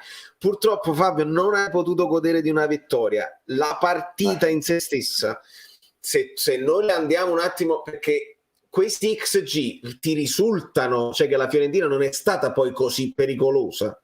Vale, 3 azioni dallo stadio, io ho visto, quando prima ti ho detto il buco centrale, è stata una fase di quei 7, 8, 10 minuti che il Napoli il pallone non lo ha visto proprio, perché la Fiorentina aveva un giocatore in più a centrocampo, che non ricordo, perché poi la formazione della Fiorentina neanche l'ho ascoltata bene, giocava con Bravat, Cicicocco là, Castrovilli, chi era quella? Chi era quell'altro? Duncan o Castrovilli, una volta diciamo erano sempre liberi, i terzini potevano sempre appoggiare, però ogni volta che poi arrivavano, magari, perché ieri un altro partitone difensivamente parlando, prima dell'errore di Mario Rui, del contrasto là con Nico Gonzalez, Mario Rui stava facendo un partitone, e anche Zanoli, cioè la Fiorentina non è piaciuto. La Fiorentina giocava a centrocampo, poi arrivava lì e si fermava. Se ci fate bene caso, il Napoli ha fatto 4 errori ieri, 4. Lo slalom di Raccamani che all'improvviso ha perso capo, forse la febbre gli sarà risalita, una mania di protagonismo improvvisa. La scivolata di Koulibaly quando prende Cabral e la Fiorentina fa quell'altra specie di azione che però il cross va alto, e i 2 gol, perché anche il primo gol stava proprio, diciamo, sotto di noi, la prende Rachmani di testa, la foto che hai fatto vedere Rachmani la prende di testa, però c'è un blocco su Lobotka che non può intervenire, ma non è fallo.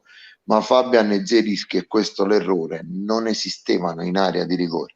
Se la fai vedere la slide te la mostro, perché non c'è nulla, ma in realtà ecco qua, la recuperiamo l'ho vista subito. proprio, ecco qua, vedi qua, Prima del colpo d'este di questa sciocchezza, Koulibaly che va a terra, va bene, ieri pure lui chissà dov'era, ma Fabian, c'è Zanoli lì, vedi, c'è Zanoli lì sullo sfondo, c'è Insigne da questo lato, c'è Insigne, magari non si vede, ma Non Fabian si vede. e Zielinski non ci sono e sono fuori aria con la Fiorentina che attaccava su questo calcio d'angolo regalato poi.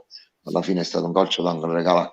Ma quello che ho notato ieri è che Napoli giocava orizzontale e non era per il pressing della Fiorentina, non era per esempio per, non lo so, era proprio il posizionamento purtroppo sbagliato che ieri Zielinski è stato un fantasma, quindi Koulibaly e Rachmani non avevano appoggio, Zanoli non aveva sfogo perché Politano ovviamente conosciamo, fa sempre lo stesso movimento, Insigne e Mario Rui, per quanto fumoso ieri Lorenzo, erano gli unici che creavano comunque sia una Ah sì, giocata, questa una. l'ho letta, tipo 17 attacchi a sinistra e 6 o 9 a destra, cioè 5, una molto cosa di del più.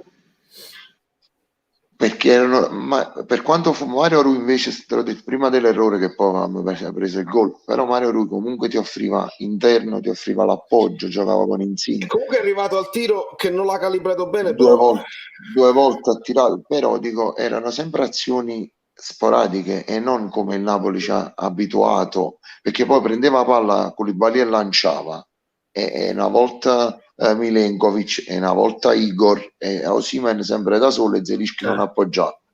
E ok. Quando Lobotka prendeva palla, l'unico scarico che aveva era o Mario Rui, come ti ho detto, e neanche Fabian perché ha giocato spesso spalle alla porta. Vedi quando a volte ti dico che insieme non possono giocare, ieri mi, non ho avuto la conferma, mi convince perché questa cosa. ma non perché sono incompatibili. O metti Fabian un muscolare e Lobotka, quindi ci voleva Demme, o metti Fabian Anghissà e un Elmas, perché non puoi mettere per esempio Fabian e Zielinski che la fase difensiva ce l'ha dimostrato sia Ancelotti che Gattuso, non la fanno Sì. in condizioni come ieri, perché poi se vogliamo discutere i giocatori non mi permetterei mai. Guarda chi ci sta. Buonasera a tutti. Losco, Dove sta il fenomeno? Dove sta il il nostro fenomeno? Neck. Dove sta il Sto fenomeno? dormendo, non glielo posso dire Ah, nemmeno sta dopo. dormendo. Sì, no, il fenomeno sta dormendo. E comunque non fanno fase difensiva, ma dallo stadio ieri si vedeva proprio perché Fabian quando sto fatto della pubalgia secondo me gli sta pesando, poi veniva dall'infortunio, prima non si è allenato, ieri è mancato Anghissà, ieri è mancato proprio Anghissà, ieri si è visto proprio, ieri potevano entrare 150 giocatori, il Napoli non pareggiava mai, ci è mancato proprio Anghissà. Losco, fammi una formazione per la Roma, cioè come vedresti questa squadra in campo, un pochino pensando a come la vede Spalletti e un pochino come la vorresti vedere tu. Ma io innanzitutto eviterei di inserire persone che attualmente sono inutili, tipo Zelinski. Cioè, eliminerei veramente i rami secchi, perché in questo momento giocare con un uomo in meno è proprio atroce. Sta rinsecchito, è rinsecchito. Sì. Non se ne può più, perché Zelinski gli vogliamo tutti tanto bene, riconosciamo qualità tecniche di livello, ma non c'è in campo o per posizione, non lo so, o perché mentalmente non c'è, ma è un uomo in meno in questo momento per il Napoli, quindi eviterei Zelinski. Mi piacerebbe vedere al suo posto Mertens che possa regalare, omaggiare palle e attirare anche attenzione in qualche modo in attacco, no? E non lasciare sempre tutti su Osimhen. Perché comunque Allora, io ti dico subito una cosa, inevitabilmente se anche Spalletti ha visto Zielinski un pochino sottotono, la prima cosa ci mette anche Sa.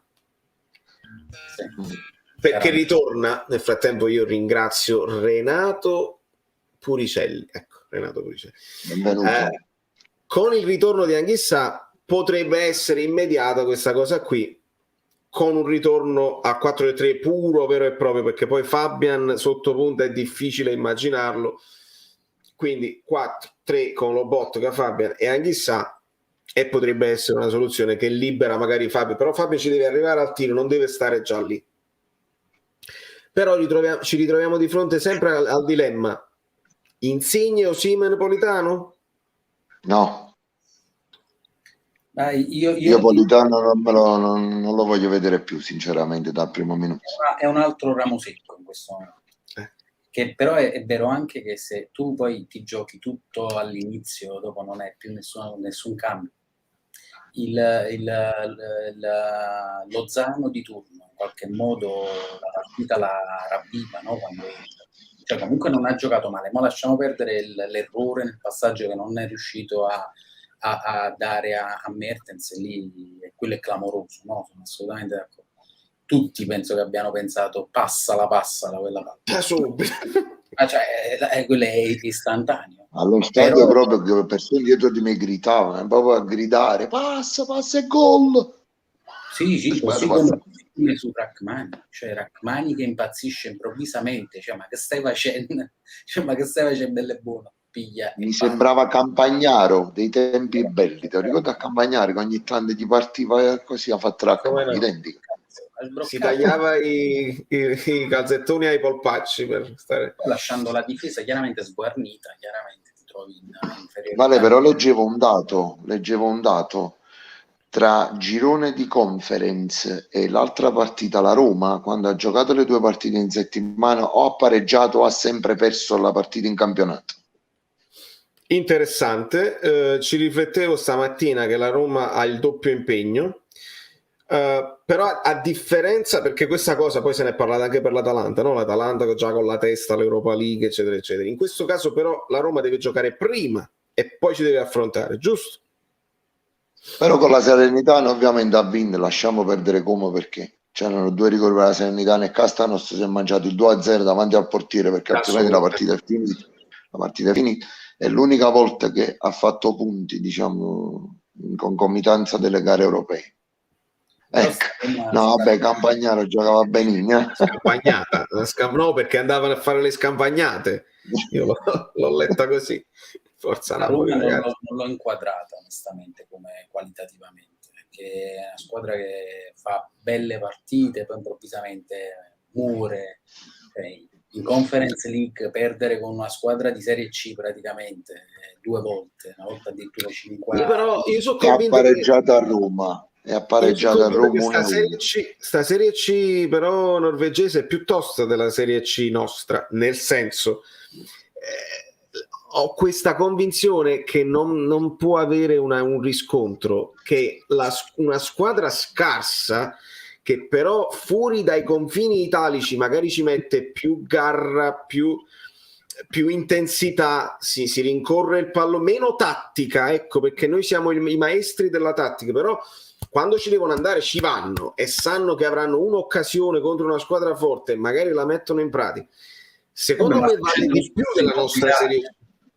Succede lo stesso in Coppa Italia, cioè una squadra di Serie B o Serie C che affronta una squadra di Serie A, alla fine ci mette tutto quello che ha. Però, perché è l'unica occasione. Non ce la fa. E invece è Ora, ti faccio pure un altro esempio del Vittoria Plzen. Ti ricordi quando il Napoli andò in Repubblica Ceca a giocare con Vittoria Plzen? Ecco qua. Altro che Serie C o Vittoria Plzen, quindi non lo so.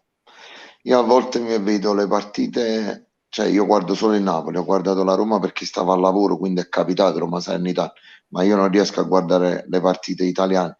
Ma se già parli del Granada, se già parli del Lione, del Lille, del Nizza, quel livello lì si a scendere, per esempio, giocano tutti a calcio, giocano tutti a calcio, tutti super iper organizzati, giocatori che te lo ricordi, ma quello dell'Ajax, vale, che ne parlavamo in estate, e te, Masri, là, come si chiama Masri? L'ha preso il Bayern Monaco 75 milioni di euro, quando poteva essere preso a pochissimo. Cioè, capito? Allora, questo che vuol dire? Che non c'è voglia di investire in Italia, perché se tu vai a comprare, mo per dire, Brahim Diaz, facciamo un esempio del Milan, Brahim Diaz, non esiste un giocatore italiano un pochino più forte di quello strutturato? Sono d'accordo. Non ci credo. Prendi Frattesi del Sassuolo, è andata, dove giocava in Serie B l'anno scorso, non è più forte di Brahim Diaz, lo stesso ruolo. Sì. Sì, andiamo a sperare, quindi Losco, andiamo a sperare che la Roma fatichi con il Bodo, magari vanno pure avanti, ci auguriamo soprattutto ai supplementari, vale? Vabbè. Sì, ma io onestamente non punto sulla Roma che giochi male, io punto sulla Roma che giochi bene. E non hai torto. Infatti. Cioè, cioè, abbiamo le qualità per farle le partite, no? Per farle, comandarle, portarle a termine sul risultato che vogliamo. Se non esce pazzo Rachmani, se Lozano fa il passaggio giusto, cioè, tu la partita non la perdi la Fiorentina. Però gli errori sono contemplati, gli errori devono essere contemplati in una partita. Sì, E se sono Ospina non fa mai una parata, qualcosa vuol dire pure, però, lascia stare il gol di Cabral, ma gli altri due, cioè, voglio dire, il primo 1-0 che l'ha messo nell'incrocio. La settimana scorsa ci ha saltato la partita Ospina, perché se non Vabbè, parava, un colpo di testa parava centrale di Malinowski. Un colpo di testa centrale di Malinowski, non è che ha chiuso. No, ma non hai capito, non sto facendo una critica a Ospina, sto dicendo che ogni tiro è gol, ma non perché fa una papera, perché quello mette il pallone all'incrocio, Cabral fa il tiro a giro che pare per Roberto Carlos con la Francia, ti ricordi col Brasile, con joystick che fa cioè capito che voglio, non è che tu dici vabbè fatta la papera, mannaggia, è colpa di Ospina, no, io non do colpa a Ospina, hai capito che voglio dire? Cioè ogni tiro è gol, sempre. Come Reina non sbagliava mai, però acchiappava gol continuamente. Cioè, Reina Faccio una parata. però non parava. Come Meret, pure Meret. Qualche parata Meret. No, ma io comunque il Napoli ieri era proprio sotto ritmo, per questo ho detto io non lo so a volte se deve, capitemi bene, deve giocare sotto ritmo per una questione di richiamo di preparazione in settimana, oppure è finita la benzina, non lo so.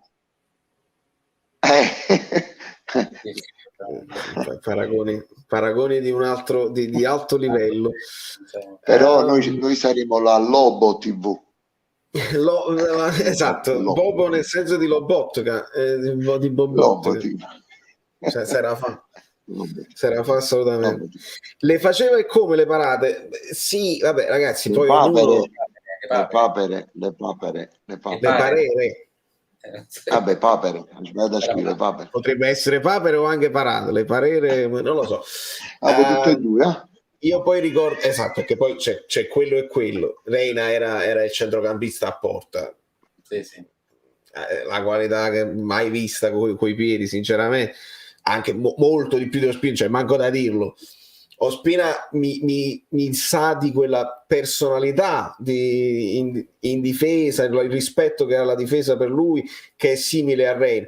Poi di Reina io ricordo anche un amico che ha cominciato a chiamarlo Pepe Sedia, perché ha cominciato mano a mano a perdere un po' di reattività con l'andare anche degli anni, e quindi era come tenere una sedia in porta e se mettevano un po' più angolata non parava più. Così, cercava di prenderla così. Vittorio ci conferma papere, ecco.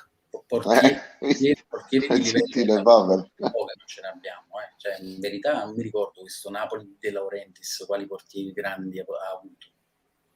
Uno De Santis. Forse De Santis. Gran portiere. Io direi pure Iez, però De Santis, però Morgan era, mamma mia, la sfortuna che c'aveva Mazzarri allenatore, che è la sfortuna di un portiere, però. Ma voi vi rendete conto che io aggiungo un quarto ospite senza camera, che magari però può utilizzare il microfono. Ma io so chi è. La connessione funziona meglio di quando sto da solo. Ci devo ragionare su questa cosa qua. E allora entriamo sempre in silenzio. Alex, risolvi in qualche modo, vai nei settings e cerca di aggiustare video, audio, fai quello che si può fare. Certo, anche Gennarino Iezzo ci è piaciuto. Comunque Iezzo ha lasciato la Serie A a Cagliari per venire a Napoli, questo è da sottolineare. Che dicevi, Losco? No, i portieri gli abbiamo sempre voluto bene, comunque. cioè non siamo mai stati astiosi nei confronti dei portieri, pure per quelli che non andavano benissimo. Mi ricordo anche Navarro.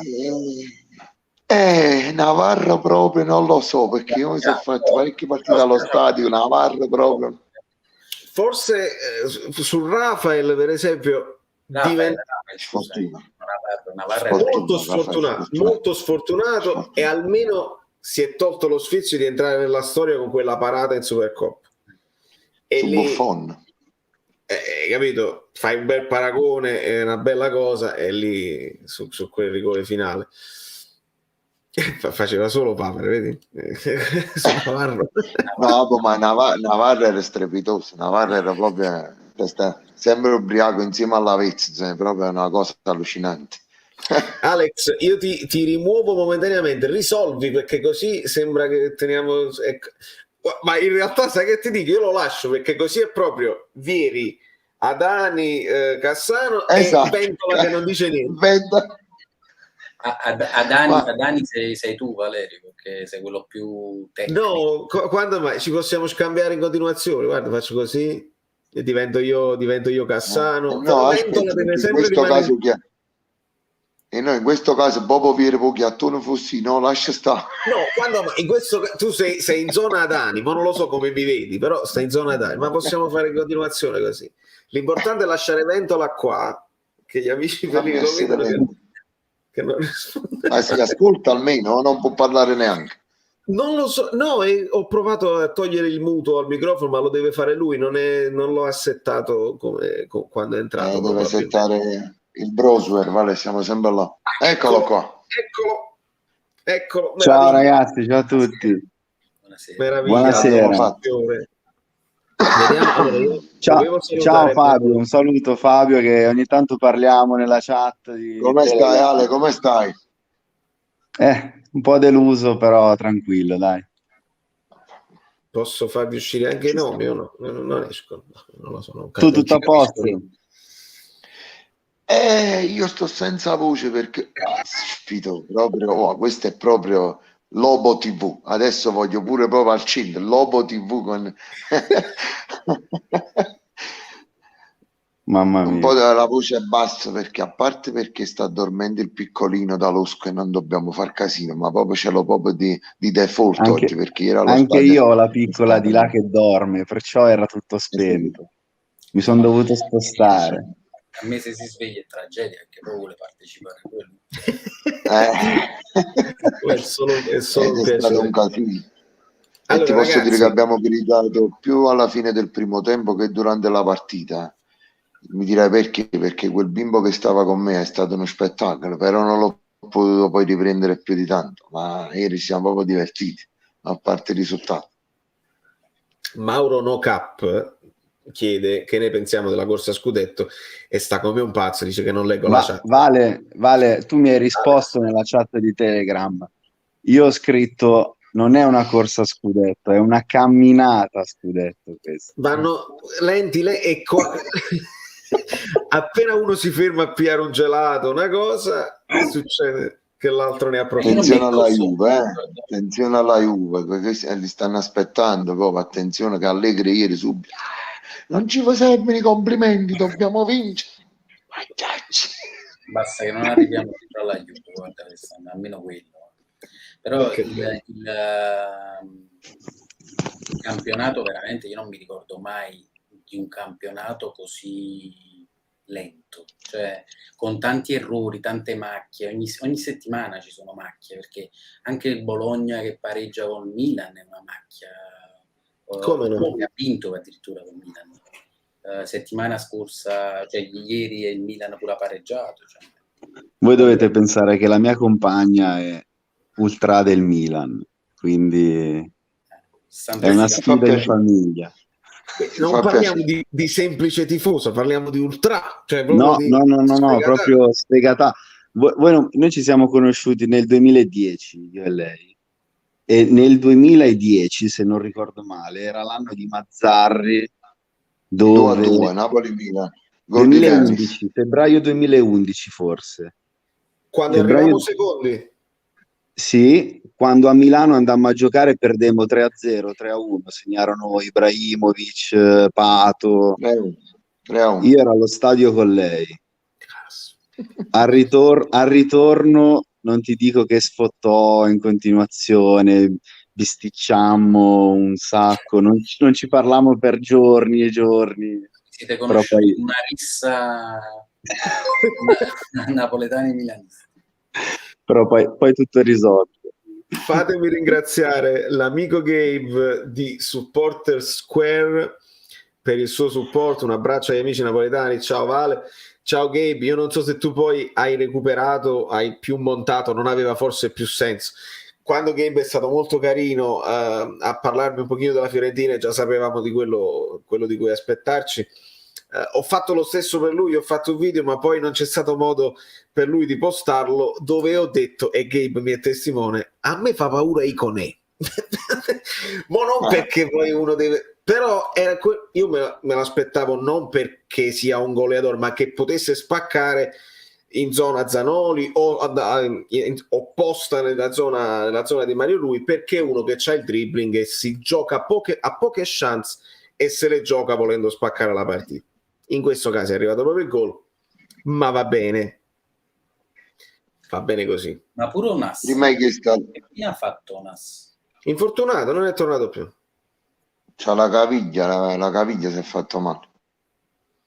La Vale, situazione tu prima hai chiesto all'Usco la formazione con la Roma, io ti direi sì. fino alle prossime 6 proprio, di giocare con Juan Jesus più spesso, che sia come terzo a difesa a 3 o quarto anche quel che sia, magari mettere due più fisici a centrocampo e di giocarcela in attacco con tutti quelli disponibili. Quindi Magari. Perché tanto se vinci con la Roma la Champions già ce l'hai, perché va a meno 12 la Roma, quindi diciamo siamo già qualificati in Champions. Bastano 2 punti a Napoli per essere aritmeticamente in Champions. Se vinciamo so 3, ecco. Quindi da qui a fine campionato proprio di giocarcela con tutti, non dire solo aritmeticamente perché mancano 18 punti, quindi non è così. Però diventa veramente diventa calcisticamente impossibile, che quello è il discorso. che non andiamo in Champions. Vabbè, sì. Ringrazio Davide Camera per il supporto e un super sticker che io non vedo ma che gli amici della chat vedranno.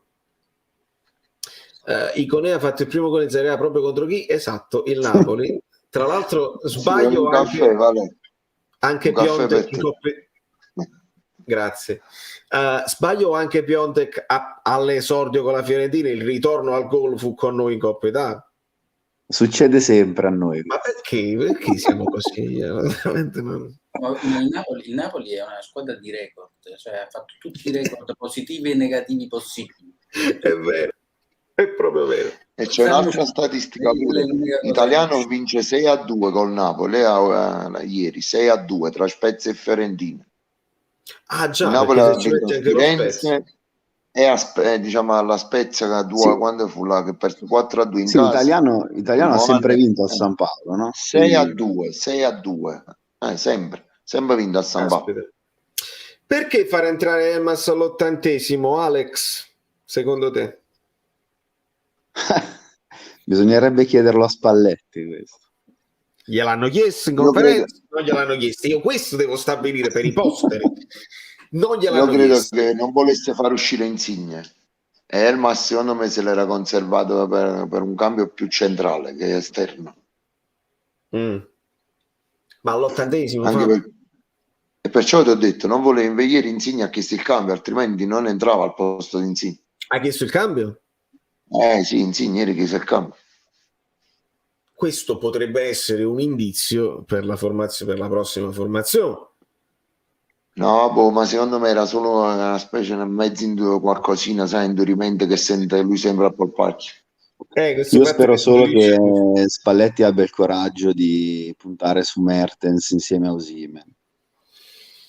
Ma ho i miei dubbi. Io direi solo su Mertens, io direi solo su Mertens. Osimhen facciamolo sedere un po', ma mettici Lozano, Politano, Insigne, tutti quanti, fai sedere un po' Osimhen. Non lo farà sedere mai. No, lo so. Mertens ha già avuto il coraggio domenica di farla No, entrare. ma è almeno titolare, poi lo metti insieme a titolare. Il coraggio un po' lo sta dimostrando Spalletti, perché il 55esimo era un cambio che non avrebbe mai fatto in passato, a fare entrare Mertens. Di solito sempre più tardi, 65esimo, 70esimo ha fatto cose del genere. Quando vince, ma quando perde cambia spesso, cambia pure nell'intervallo. Successe mi sembra con l'Udinese, con l'Atalanta Esatto, con l'Udinese, all'andata, recentemente era con successo con l'Atalanta l'Udinese. all'andata che ti fa il cambio pure nell'intervallo. Fabian ne hanno giocato troppo 55. Io chiedo a te perché per me è casuale, quindi non so dare una risposta, non lo so. Questo, il mal di Maradona, cioè nel senso in casa soffrire, perdere così tanto, ti dai una spiegazione? L'unica spiegazione plausibile è la troppa pressione che sentono del pubblico, cioè l'unica cosa che mi può fare, anche se però abbiamo fatto pessime partite anche con stati vacanti, voglio dire. Cioè in casa, quindi cioè, nemmeno questa, capito, riesce a dare, non so, 10 centimetri più lungo il San Paolo. Quanto sei bello, quanto sei attento e quanto ti voglio bene, maledetto, disgraziato, anche brillante. Rispondiamo a Mauro. Anghissà era squalificato e ce lo ritroveremo in campo, non c'è dubbio. E c'era un amico interista, Mattia Nero Azzurro, noi siamo l'Inter, Osimhen miglior 9 della Serie A, non deve mai stare a sedere, detto da un interista. Miglior 9 della Serie A, Fabio? Sì, senza ombra di dubbio, per partite giocate, minuti, età, senz'altro è il giocatore più performante, non migliore, semmai più performante. Se non sbaglio siamo arrivati a una media di un gol ogni 90 minuti, per quello Più performante, quindi più un gol a performante. partita. Immobile Domenica. quanti ne ha? Che numeri ha No, Immobile? Non so la media, Immobile- però le ha giocate quasi tutte. È la differenza tra minuti giocati, ti ho detto Immobile ha fatto pure 30 gol, no? Però la differenza in minuti giocati, Immobile ha fatto tutto, la media si alza. Però Immobile c'ha il 17. Guarda come interessante. Una volta eravamo bravi a fare il tiki-taka, passaggi di prima fino alla porta avversaria. Ora lanci lunghi a Osi, ma le statistiche, lo staff non le guarda più. Quanti lanci hanno dato frutto? Questa poi è il finale che mi interessa. 2 volte, tu dici? 2. L'ho visti 2, li ho contati. Però l'azione che poi Osimhen la da indietro e segna Mertens, l'azione quella là di due. Io credo che l'amico che sta in Portogallo in generale forse ne parla in generale, esatto, cioè questo tipo di piano gara che riguarda sempre questo lancio su Osimhen così è più insomma ti dà più vantaggi rispetto al palleggio perché questa è una di quelle cose che si diceva: siamo diventati sterili, ce la passiamo tra di noi, il ticchi tocchi tacca, che poi riporta sempre così, che era anche vero. C'è stato un periodo, e lo ricordo benissimo, il finale del Gattuso, del primo anno di Gattuso, quando subentrò, il Napoli cominciò a segnare un po' di meno. Era anche il fatto che avevamo vinto la Coppa Italia, la classifica non aveva più importanza e cominciavamo a segnare un po' di meno. Arriva Osimhen, Gattuso gli mette Mertens dietro, anche perché Mertens è il top scorer del Napoli e lo era già 2 anni fa. Cominciamo bene quell'anno, il secondo anno di Gattuso, Mertens e Osimhen insieme. Mamma mia, la paura, cominciavano a prendere gol tutte le squadre, non sapevano come fermarci. Poi cominciano i vari infortuni, le varie cose, eccetera, eccetera. Adesso capisco il non voler passarcela tra di noi che diventi sterile, ma forse stiamo estremizzando quell'altra fase. Alex? Il primo tempo di domenica, dopo i 10 minuti, 15 minuti iniziali in cui stavamo giocando bene, abbiamo buttato un tempo per questi lanci. Cioè veramente è stato solo lanci lunghi. Osimhen non è riuscito a fermare bene un pallone, a trattenerlo, a far salire la squadra, e quindi è stato totalmente negativo il primo tempo, è quello che ho visto io. No, il problema lì è proprio che nessuno riesce ad accorciare. Cioè, lì Però Osimhen è ha troppo sbagliato il solo, controllo, troppo ha solo. sbagliato proprio il controllo del pallone, cioè non è riuscito a trattenere nessun pallone, il difensore gli è Igor mangiato. l'ha C'erano sovrastato. sempre due in marcatura su Osimhen, sempre due, credimi, dallo stadio, sempre due. Ci Ma vuole fermato. De Bruyne per fare questo gioco. Se guardi Sì, domenica, tecnicamente purtroppo è ancora acerbo. Bisogna lavorarci molto.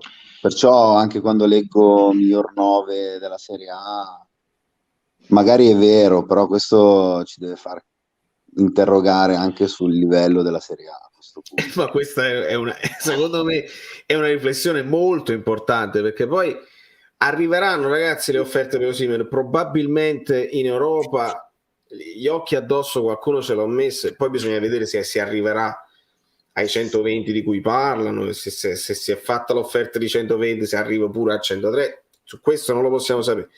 Però sicuramente tra le sue caratteristiche ha la velocità e ha il colpo di testa, che non è per tutti, e una giovane età che da una parte ti può far pensare che può migliorare, dall'altra anche un pochino la testa di un fresco che si prende delle questioni in campo anche con se stesso molto spesso, si arrabbia. 120 milioni onestamente preferirei rimpiangermelo l'anno prossimo. Cioè, Ecco. vederlo in una squadra inglese che fa un campionato mostruoso e non averlo più. 120 milioni, ricostruire la squadra, fare investimenti più consoni al Napoli, che in qualche modo ti possano creare una nuova struttura di squadra per un progetto a medio termine, perché cioè, adesso la squadra è da rifare. Però Sì. è bravo il fatto che la squadra sia da rifare. Io vado nel panico se non ho neanche Osimhen l'anno prossimo, perché non ho Mertens, non ho Osimhen, non ho Insigne, resto Belotti con a ci metti zero, Januzaj a zero. Ricostruisci. Questi sono i giocatori. Cioè, dobbiamo essere Sono disposti. i profili che andrà in Napoli. Non ti dico proprio preciso, ma per farti capire saranno i giocatori che ha in mente De Laurentiis, diciamo, tutti questi profili così a zero, capito? Io ti dirò, a me Belotti non dispiaceva e sono 5-6 anni che volevo prendere Belotti, però non lo so se in questa fase della sua carriera, perché comunque No, ma Belotti vale è buono se c'hai Osimhen al posto di Petagna, nel senso Belotti ha senso, beh, ma no questo è puntare un su altro. Belotti. Ok. Anche Però perché ieri, non so se avete visto City-Liverpool, il centravanti del City, Gabriel Jesus, ha fatto l'esterno destro con Guardiola. Io quante volte l'abbiamo detto a te, Vale Osimhen sarebbe meglio vederlo sull'esterno? Cioè, Sì, ma io no, non Spalletti lo non ci ha mai so. pensato. Io non lo so invece sull'esterno Osimhen, perché non ha dribbling. È uno che può andare allo scontro e c'ha il contrasto, ma se lo metti sull'esterno stiamo avendo problemi con Insigne e Coppolitano che lo fanno di mestiere da una vita e non superano l'uomo. Secondo me Osimhen deve stare là in mezzo e deve ricevere qualche cross. Chi li fa i cross in Napoli Chi? oggi? Da Mario chi? Rui è Il Napoli l'unico. sta un crossatore. Hai capito che Mario Mario Rui è Luca l'unico è così, perché Di Lorenzo straordinario, comunque il cross non è la sua specialità. Se arriva fino in fondo, perché ci arriva, e Politano bisogna dire che premia le sovrapposizioni così, perfetto, perché fa il famoso cross all'indietro che è quello preferito dagli attaccanti. Ma a questo punto, visto che di solito la Bobo TV ha 4 classici e uno in mezzo, la nostra Ciao. Mario. Ciao Mario. Ciao. Meraviglia. Marietto, Una che si domanda fa? a Marettiello. Lo fai giocare esterno tu Osimhen? Dove lo metti? Lo vendi? Se arriva un'offerta importante, ragazzi, se si parla di quelle cifre là, a parte che secondo me lo venderebbero, se a Dela arriva quell'offerta non lo biasimo neanche a vendere.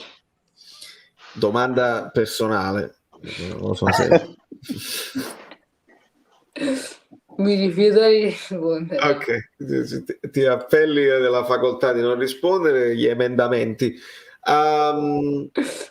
C'è stata questa cosa che sicuramente non sarà sfuggita agli amici Bellini che seguono tutte le statistiche così. Lozano è il secondo calciatore in Europa per dribbling, l'ha pure ripostato evidentemente sui suoi social con fierezza, ed è giusto che sia così. E per passaggi riusciti, perché poi a questo punto Mamma mia. se lo E deve per chiedere. passaggi che in partite E per importanti infortuni. riusciti. Anche e per sfortuna in Europa è uno dei più sfortunati anche lui, perché mamma mia. Vabbè, io ragazzi vi lascio il canale in mano, siete bellissimi. Bevi. Bevo. Fammi sapere Bevi. quanti like stiamo, perché voglio più like. Io ne leggo 10. Io chiedo scusa se in chat poi a un certo punto sono iniziate a succedere cose da lavoro come moderatore, chiedo scusa, ma ero su Telegram che mi dava problemi per entrare, quindi non avevo la chat accesa. Non ti preoccupare, amico mio. Posto che questa è stata una buona stagione, chiede Waynes, ora possiamo avere progettualità. Vedendo le trattative in corso, sono fiducioso per il progetto tecnico di Spalletti con giocatori fisici, o si resterà? Fabio, la cosa della Io fisicità... credo che questo primo spesso anno di ne abbiamo parlato. Spalletti sia stato, non voglio dire di transizione, perché comunque ce la stiamo giocando, ma io credo che sia un progetto a lungo termine quello di Spalletti. De Laurentiis magari gli avrà chiesto di vedere chi può essere monetizzato, chi deve andare via, e ovviamente di puntare proprio su quei ruoli scoperti, ma non tanto terzino sinistro. Parlo proprio per i doppioni, anche perché comunque sia, se non hai 16-18 giocatori in Champions non ci arrivi. Quindi io credo che a prescindere dal quello che dice il presidente, che io non ci credo, lo sai, io non credo mai a quello che dice proprio in generale, proprio una cosa mia personale da 22 anni che sta qua, però non è ridimensionamento, secondo me, ma è stato semplicemente proprio si fida di Spalletti, si fida tanto, quello che non ha potuto fare con Ancelotti e con Gattuso, perché Spalletti è aziendalista, quindi pure se deve venire l'Isai nuovo di turno di 20 anni, stiamo certi che con Spalletti viene un giocatore buono, diciamo, e non l'Isai come era prima, che ha dovuto aspettare 4 anni, o Mario Rui 9 anni per migliorare. Almeno questa è la mia idea. Però io mi chiedo, e coinvolgo di nuovo Alex, io ho questa convinzione che comunque le gerarchie oramai sono state stabilite da Spalletti, e se non ci fossero stati quegli infortuni, tantissimi infortuni anche quest'anno, avremmo visto poi Lobotka titolare, avremmo visto l'esordio di Zanoli, avremmo visto perché poi è morto, ma non cioè è morto, si spiega bene, insomma, fuori forma e fuori calcisticamente parlando, calcisticamente fuori anche dal progetto Manolas, e abbiamo visto Rachman, ma altrimenti non lo so. no, cioè i numeri, ma li avevi sciorinati anche tu insieme a Guido, voglio dire, quindi cioè, i numeri parlavano chiaro fino al momento in cui, cos'era, fine ottobre, novembre, quando c'è stata poi la moria praticamente generale delle vacche. Insomma, chi aveva giocato sostanzialmente erano sempre gli stessi e ruotavano quei 3-4, per cui no. Cioè, e quindi giro all'osco quest'altra considerazione, perché a me mi interessa il discorso di Fabio che Spalletti è aziendalista, e su questo punto di vista anche il dubbio Mertens ce lo lasciamo, se c'è stata una chiacchiera e vabbè, ce lo lasciamo, ma chiedo all'osco, è aziendalista abbastanza poi da valorizzare la panchina come De Laurentiis ha sempre voluto? Perché poi lo sapete, con Sarri alla fine poi questa fu una delle problematiche, mi fa giocare sempre 11 persone, non va bene, io voglio 3 tempi da 50 minuti così cambio tutta la squadra, cioè, le idee di De Laurentiis. Guarda, secondo me l'allenatore più aziendalista che abbiamo avuto è stato Ancelotti. Era quello che faceva girare tutti, cioè quello non trovava pace, non ci stava Il famoso Panarino. Bravissimo. Veramente non ci stava mai un giocatore uguale, in una formazione uguale, ed era quello che secondo me più aziendalista di tutti. Spalletti è abbastanza aziendalista da seguire un po' le direttive, diciamo, della società, però non credo che sia autolesionista, quindi comunque in qualche modo lui deve raggiungere dei risultati, e i risultati glieli fanno raggiungere i giocatori di cui lui è convinto, di cui lui si fida. Ma infatti io lo capisco, cioè quando io mi dispiace non vedere più Dem, ma io lo capisco, Spalletti, se ho trovato un equilibrio, se ho trovato i risultati, perché cambiare in questo momento? Lo comprendo. ma Mario ha fatto tutto il campionato, cioè, ma lo so, ma lì non ci fai nulla. Vabbè, se Di Lorenzo... l'aziendalista avrebbe fatto giocare Zanoli ben prima. Zanoli sì, magari ragazzi, più di secondo me Spalletti è aziendalista, ma non è così tanto aziendalista da essere succube, diciamo. Che poi me lo auguro, perché De Laurentiis spesso ha delle intuizioni geniali, però poi in campo ci deve pensare l'allenatore, il tecnico. Sì, ma però ha quelle intuizioni geniali che però non riesce mai a mettere in pratica. Oddio, giocatori e direttori tecnici li ha beccati, perché comunque alla fine errori gravi immadornati non ne ha mai fatti nell'acquisto di giocatori e nelle squadre che ha condotto. Forse Ancelotti è un errore grave. La scelta di Ancelotti. Sì, forse non eravamo... Vale, rientro subito. Fai le cose tue. Chiedo a Marietto nel frattempo, l'amico interista, dice: se vi dicessi che vendete Fabian Ruiz e prendete a zero un pupillo di Spalletti che è Vesino, De Laurentiis si monetizzerebbe bene. Cioè, Vesino a zero ma mi va anche bene, però non posso sostituire Fabian con Vesino. Quello è. Oltretutto questa è una notizia di mercato che, se non sbaglio, sono 4 anni che ci appioppano. Vesino, è molto Vesino, è sempre più Vesino. Addirittura l'anno scorso Napoli 30 milioni per Vesino. Veramente una follia, e ci arriviamo quando, come stava dicendo anche Losco giustamente, non so a che età è arrivato, ma siamo alla fine dei giochi. S'ha fumato a Gonalon. Allora è chiaro che ritorna con la presenza di Spalletti, è ritornata in auge questa voce di Vesino e ci sta come rumore giornalistico, non c'è dubbio. E io ho fatto anche il paragone all'epoca, vi ricordate, ogni tanto Vesino l'abbiamo visto trequartista, perché Spalletti ama utilizzare anche i mediani sulla tre quarti. Ce ne stiamo accorgendo che poi il sottopunta sta più centrocampo che altro, e quindi le punte, se c'hai Dzeko, se c'hai Totti, se c'hai Icardi, segnano, perché con Spalletti segnano sempre le prime punte. Anche Osimhen segna, perché stiamo arrivando a 90 minuti per fare un gol, quindi funziona. Però io dico di no, Mattia, se posso dire di no, se posso rifiutarmi. Io Vesino come riserva me lo prendo anche, però ragazzi, a posto di Fabian, dai. Peppe c'ha la soluzione estrema. Ma l'anno prossimo non voglia comporre una squadra che faccia tutt'altro gioco di quello che abbiamo visto quest'anno. Io non lo so, perché non lo conosco Spalletti del prima, né qual è la sua filosofia. Spalletti è stato un allenatore anche abbastanza coerente comunque negli suoi anni. All'Inter la filosofia è sempre rimasta quella nel corso dei 2 anni, e comunque non c'è stata neanche una grande crescita tra il primo e il secondo, perché il primo è andato in Champions per miracolo e il secondo è andato in Champions per miracolo. È vero, sul rotto della cuffia, il famoso rotto della cuffia. Fabietto è tornato e Riccardo ci offre un pochino di numeri.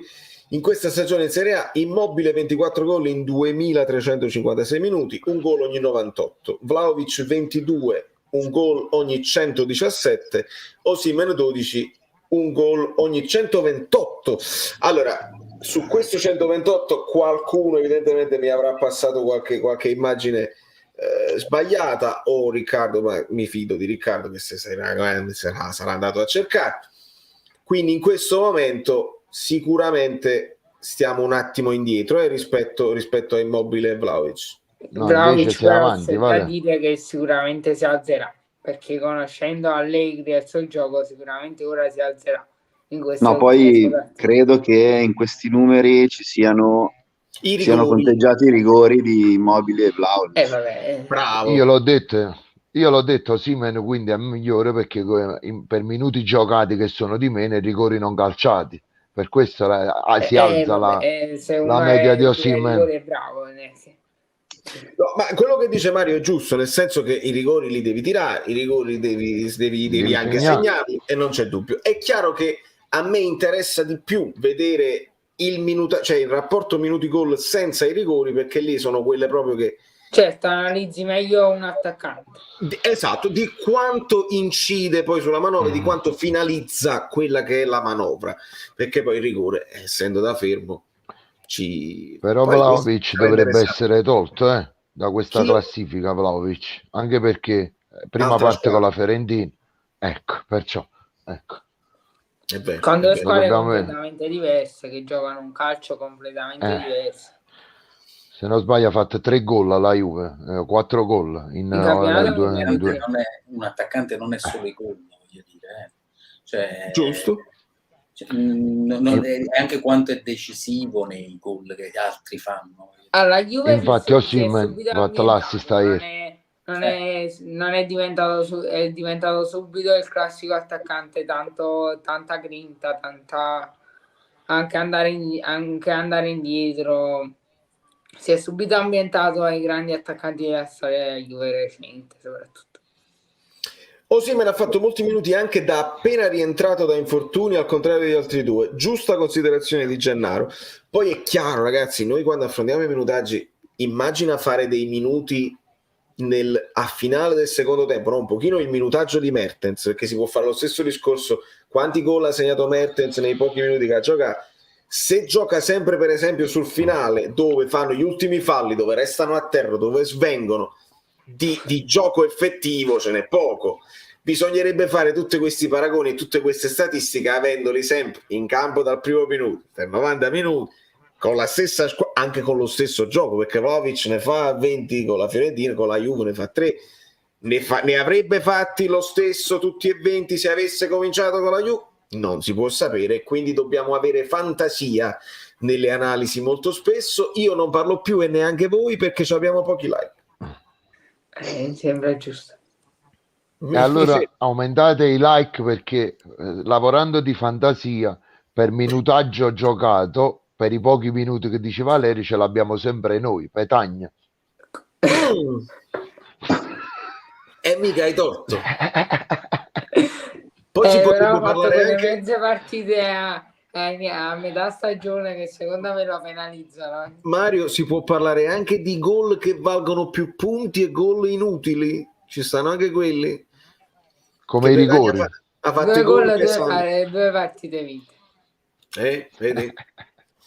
Li sto indovinando. Le squadre di Genoa. Li sto indovinando tutti i congiuntivi, sono forti. È la casa nuova che secondo me mi dà. Peccato male che il Genoa quest'anno retrocede, quindi Petagna farà un gol in meno anche l'anno prossimo. Cioè, proprio malissimo. Mamma mia. Cioè, già stavamo messi male. Vedi la differenza. Guarda la differenza, ragazzi. Se non mi cacci Guido, il like non lo metto. Pensate che io che c'era gente che diceva che bochist, io me ne vado, che palle, e me ne vado. E adesso siamo arrivati addirittura non metto il like se non c'è Guido. Fate gli screenshot e mandateglieli su Guido Gentile piano seguente. Ragazzi, io vi devo lasciare. Troppi pochi iscritti, andate a seguire Guido. Alex, vi lascio con una riflessione che mi aggancio alla cosa che ha detto prima Fabio riguardo all'anno di transizione. E lui dice, secondo Fabio questo è un anno di transizione per Spalletti, se non ho capito male. Secondo me adattamento. Vabbè, perché secondo me l'anno di transizione potrebbe essere quello che verrà l'anno prossimo, perché per come sembra che il Napoli stia strutturando la squadra per l'anno prossimo, quindi con giocatori fisici, cioè cambierà totalmente impostazione, cioè a livello strutturale, secondo me sarà un Napoli totalmente nuovo rispetto a quello che abbiamo visto negli ultimi 7-8 anni. Per La mano cui di chi quello è? sarà il vero anno di transizione, secondo me. Vi Napoli lascio. più mazzariano. Ne parliamo, Alex, grazie mille. Grazie a voi, buona serata, buona continuazione. Vi guardo. Un bacione. Ciao Alex. Però Alex Fiore. diciamo questa conduzione che diceva Alex di Spalletti, poi significa che Spalletti lo devi tenere anche se l'anno prossimo magari arrivi quinto, Su questo non c'è dubbio. Losco, vai. Però no, dico, comunque non sarebbe male vedere un gioco un po' diverso, perché ci siamo un po' stancati, no? Cioè, il palleggio estremo che abbiamo visto, bellissimo, ormai irraggiungibile, che abbiamo visto con Sarri, quella struttura di gioco lì ormai sta scadendo, no? Stiamo provando con questi lanci lunghi che non hanno senso. Oggi come oggi, secondo me, cioè non c'è un vero gioco in questo tipo di gioco. Forse dobbiamo effettivamente cambiare un po' tutto, ed è un modo pure per cercare di riacquisire l'entusiasmo, no? Ma Vedere qualcosa di nuovo, forse può aiutarci. Ma voi Losco, questa è una cosa che tanta gente non si mette in testa. Ma le grandi squadre non è che giocano tutte le partite nello stesso modo, Cioè, giocano le partite a seconda della squadra. Ogni partita la adattano alla propria situazione. Cioè, Sì. domenica, dopo il Napoli, mi sono goduto City-Liverpool. E non è che City-Liverpool è stata per 90 minuti la partita in cui tutte e due le squadre hanno attaccato. Ci sono stati anche momenti in cui il Ma sai che Liverpool, cos'è? Secondo me, soprattutto, ma anche un po' il City, si sono saputi difendere. secondo me noi ci siamo impressi nella mente quel gioco perfetto di Sarri che imponeva ogni volta in ogni partita e che ci sembrava, cioè, la regola, no? Quindi di fatto il fare gioco, il giocare bene significava imporre il proprio gioco a oltranza, ogni partita. E questo cosa ci è rimasto impresso, no? Il famoso circo di Allegri, no? Che diceva Allegri, il famoso circo. Esatto, pure Allegri faceva così. Allegri pure è imposto sempre in qualche modo il suo non gioco. Allegri. Petagna 3 gol in 500 minuti, Messi 3 gol in 1600. Ci sono numeri, sono incontestabili. Vabbè, ma un altro che era molto prolifico era Zapata. Ci siamo venduti. Era uno che entrava e segnava. Io mi ricordo quando Higuain per una cosa o per un'altra, e succedeva, perché Higuain lo sappiamo che un po' con la mente la teneva un po' ogni tanto che gli partiva, quindi gialli di qua, gialli di là. Ogni tanto Zapata giocava da titolare e la differenza la faceva, però noi non ce ne siamo mai accorti. No, io sì, io me lo sono rimpianto dal primo momento, mi è dispiaciuto che fosse andato via, perché si vedeva, cioè c'aveva qualcosa, e infatti poi l'ha dimostrato. Poi non lo so se avrebbe reso come giocatore, come unico principale attaccante di una squadra come il Napoli, però all'Atalanta ha fatto tanto. Non sono convinto. Fabietto, Angela non sono convinto. Che avrebbe fatto bene a Napoli, dici? No, stavo rispondendo al messaggio di Angela, che Valerio mi stava facendo la domanda. Non sono convinto affatto. Cioè, non c'è proprio... Cioè, devi togliere il forse, capito? Togli il forse, proprio togli il forse. Quindi rimarrà al 100%. Koulibaly sì. Ragazzi, anche perché è l'unico che avrà l'ingaggio da 4,8, compresi 3 milioni di unico giocatore, lo posso dire qua proprio, non dico se per certo, perché comunque sappiamo come funziona con ADL, però sarà l'unico ad avere il contratto da 4,8, quindi più basso, ma con un bonus altissimo dai 3 ai 5 milioni. Ma facilmente raggiungibili, Mario? Dipende. Dobbiamo vedere, sono facilmente, non sono facilmente. No, Ma a ha parte gli mercato scherzi, ancora ragazzi, che Koulibaly? Koulibaly non se n'è mai andato. A me sembra che lui stia bene a Napoli. Si sia anche reso conto che magari fuori Napoli potrebbe, non lo so, anche far male. Potrebbe essere anche un pensiero suo quello che Ma ha sai che paura di è una andarsene. bella riflessione che mi fai fare, perché noi lo adoriamo, non abbiamo probabilmente mai visto, almeno in quest'ultima generazione, un difensore con queste potenzialità, con questa forza, con questa... Però vai a scavare nelle prestazioni anno dopo anno, ci trovi spesso qualche errore decisivo, il momento della stagione in cui Koulibaly non sta proprio in forma, lo consideriamo top player, è un ragazzo d'oro, fa tutte le cose che amiamo che un giocatore faccia. In Serie A è un top player. In Serie A è un top sicuramente, tu te lo compri a Fantacalcio, cioè se hai la possibilità te lo compri a Fantacalcio. Però può essere che nella sua testa, visto che non è mai stato uno cattivo alla Pepe, alla Ramos, alla Skriniar, non è uno così, può essere che nella sua testa gli sia passata anche l'idea, forse non sono un giocatore da Manchester City o da Real Madrid e a Napoli c'ho la mia dimensione dove mi perdonano anche qualcosina, losco? O è al Secondo contrario, me- Vale? La domanda è al contrario. Però Che secondo me sì, cioè, ci sta. Cioè, Koulibaly non è un giocatore infallibile, l'ha dimostrato sempre, con dei cali improvvisi di attenzione, ha sempre fatto tanti errori nel corso dei campionati. E secondo me quello è, purtroppo gli voglio bene, Koulibaly è uno dei giocatori a cui voglio bene, ma nel momento in cui aveva un mercato così alto, dei prezzi così alti, andava venduto. bisognava pensarci. Era uno di quei giocatori che andava venduto perché il Napoli solo con queste plusvalenze riesce a ricostruire bene, l'ha dimostrato anche in passato, quindi di Cavani, Lavezzi ci hanno fatto fare le squadre, ci hanno fatto divertire.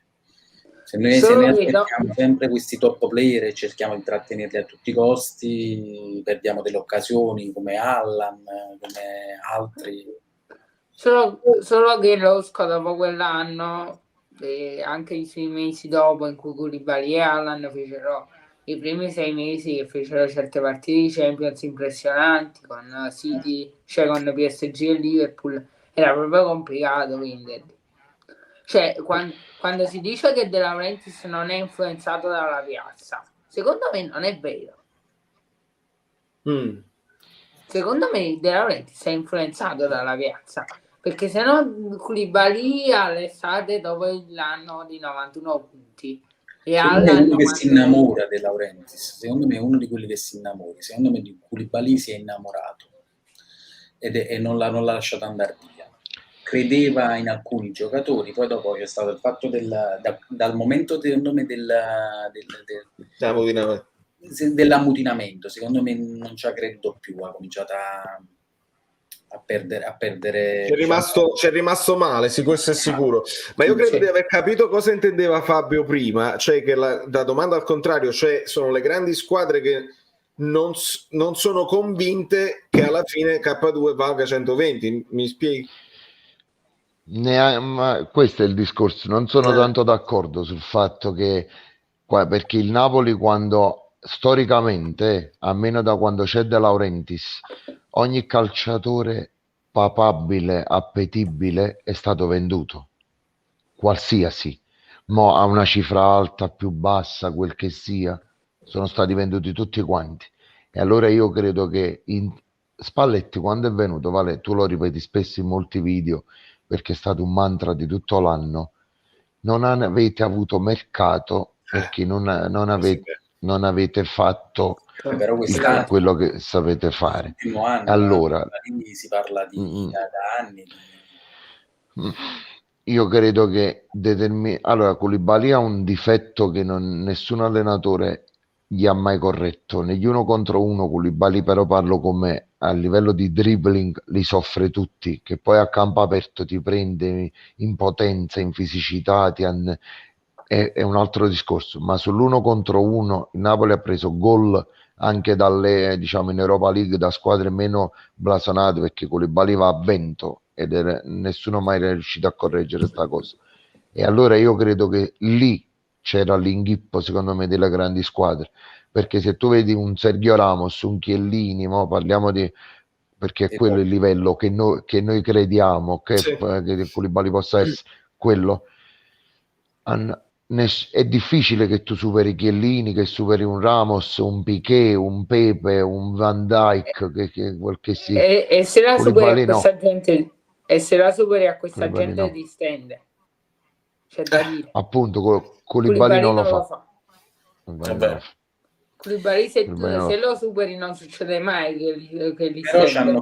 ci hanno fatto credere di un mercato di Koulibaly e lo portava a poter essere venduto a 100 milioni, e De Laurentiis che diceva di no. Poi questo sarebbe da indagare se è vero o no, ma se è stato vero, seppure non erano 100 milioni, erano 80 milioni, papabile doveva essere venduto e non è stato fatto. Cioè, secondo me un mercato plausibile è quello di 60 milioni per un Koulibaly e non è stato venduto.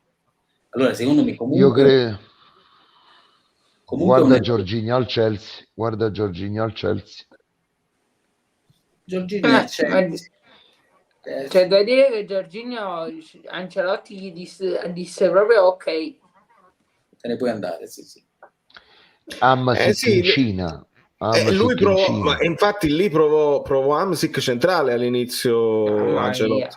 E io ricordo benissimo che anche Gaetano quando Hamsik, esatto. E io ricordo benissimo il primo anno che cercavo di guardare perché ero entusiasta, ero curioso, voglio capire Ancelotti che cosa fa, e c'era questo Hamsik che da centrale del centrocampo a 3, perché si cominciò col centrocampo a 3, doveva andare comunque a prendere come primo pressing il primo difensore che impostava. Ho detto, secondo me non lo so se proprio funziona, e ci fu un po' di problematica. Poi quell'anno Hamsik fu lasciato andare in corsa e quindi fu l'anno in cui non potevi anche liberarti di Allan, ricordiamo quello che diceva Marietto, è proprio giusto. Però comunque è stato venduto Allan. No? Una alla volta sul Napoli. Vai Mario. Ho detto, quello fu anche il primo anno che hai fatto YouTube sul Napoli. Sì, in realtà sì, io feci un video, ma fu proprio più estemporaneo, quello là proprio di Napoli di Sarri. Esattamente, ed è là che stavo male. E poi con Ancelotti ho cominciato io mi sono rivisto, mi piaceva all'inizio anche quell'idea così, e poi è andato tutto alla tombola. Sì, ma Ancelotti anche Allan è stato venduto. Che dicevi, Losco? No, con Ancelotti ci siamo casati un po' tutti quanti. E ti ridiede quell'entusiasmo, perché noi eravamo abbattuti, no? Era una tragedia senza precedenti aver perso quello scudetto con Sarri. Se ne va Sarri, ho detto non seguiamo più il calcio, che schifo, eh? Sì. Arriva Ancelotti, dice mamma mia. Allora forse almeno sono curioso, non dico una chance, ma sono curioso. E la Juve prende Ronaldo. E sono i colpi di scena di De Laurentiis, vale, questi qua. Incredibili. E ci fece attaccare di nuovo e guardavamo. E quel primo anno Ancelotti arrivò secondo in carrozza, tranquillamente, e ci lamentavamo del Napoli in carrozza secondo perché eravamo lontani dalla vetta. Vabbè, ma noi ci lamentavamo, mi ricordo, delle 2 partite con l'Arsenal, ai quarti di finale di Europa League, quelle furono brutte Proprio, vero, mazzate. Ma c'è stato il periodo in cui, diciamo, il pubblico napoletano si lamentava del secondo posto a oltranza e non bastava più, cioè era qualcosa che era diventata una sconfitta, no? Non poter raggiungere l'agognato scudetto. E poi ci siamo accappottati con... E poi l'anno dopo è successo l'anno dopo. Ma si lamentano ancora, te lo posso dire. Ieri ero allo stadio, ma tra cori e quant'altro te lo posso proprio garantire che ormai le persone, dice 20 anni, 18 anni, quanto tempo stai tu? È troppo, uno scudetto lo devi vincere, altrimenti le persone dice solo la maglia, solo questo e solo quello. Sono sciocchezze, nessuno partecipa a uno sport giusto per, è inutile, voglio che ce la contiamo in modo falso. Ieri allo stadio la gente, un altro anno, un altro scudetto, e fa sempre questo, e vince sempre isso, e stiamo sempre là. Perché poi questo è stato, quello era anche, quest'anno era anche l'anno in cui Fellaino vinse il suo primo scudetto. Vabbè, ma il fatto che si possa essere delusi ci sta, cioè il fatto che si possa essere delusi ci sta, poi a caldo sullo stadio, dopo che perde la partita 3-1, ci sta tutto, no? Qualsiasi cosa. Però, cioè, il Napoli che non sia una squadra vincente è una cosa che deve essere accettata da ogni tifoso, perché altrimenti non devi essere tifoso del Napoli, punto. Cioè, non ci stanno altre cose. Se no, lamentiamoci che l'anno prossimo non vinciamo la Champions League, no? Prima di Maradona. No, perché poi se vinci lo scudetto dopo iniziano che vogliono vincere la Champions, capito qual è il giochetto? Ma perché quelli i tifosi della Juve che ogni tanto noi prendiamo ad esempio sbagliando. Rispondo a Giovanni che nominate che dico, ok, grande difensore in Italia, in Europa da cartellino rosso, ma anche in Italia da cartellino rosso. Vabbè, lì forse in questo momento sicuramente ce ne stanno almeno 3 o 4 in Europa più forti. Sì, ma infatti parla la carriera. È chiaro che però giocare in una certa squadra tutta la tua carriera ti aiuta anche a crearti una nominale. È normale che ti abbracci col sorriso tutti i tuoi avversari. Con l'arbitro soprattutto. Con l'arbitro, cioè, hai creato questa cosa. Ma mi ricordo pure con la nazionale che lui spingeva quello che era ma quanta conferma? Ma chi ti conosce? Perché lui è chi è lì, capito? Però io me lo ricordo che quell'azione io esultai un sacco. Ma hai capito, la ricordi è chiaro, è per forza. Mi ricordo un Napoli-Juve, vale, con Lavezzi, uno scontro con Chiellini durissimo proprio. Alla fine il Napoli vinse e quindi Lavezzi un paio di volte che lo saltò, andò vicino a Chiellini e gli disse: ma chi si? Cioè, e se lo fece proprio capire il Pocio fece, cioè, non me lo posso mai dimenticare, sul calcio da cioè fece, ma c'è grande Pocio, in una formazione ideale tutta la vita il Pocio. Ma tu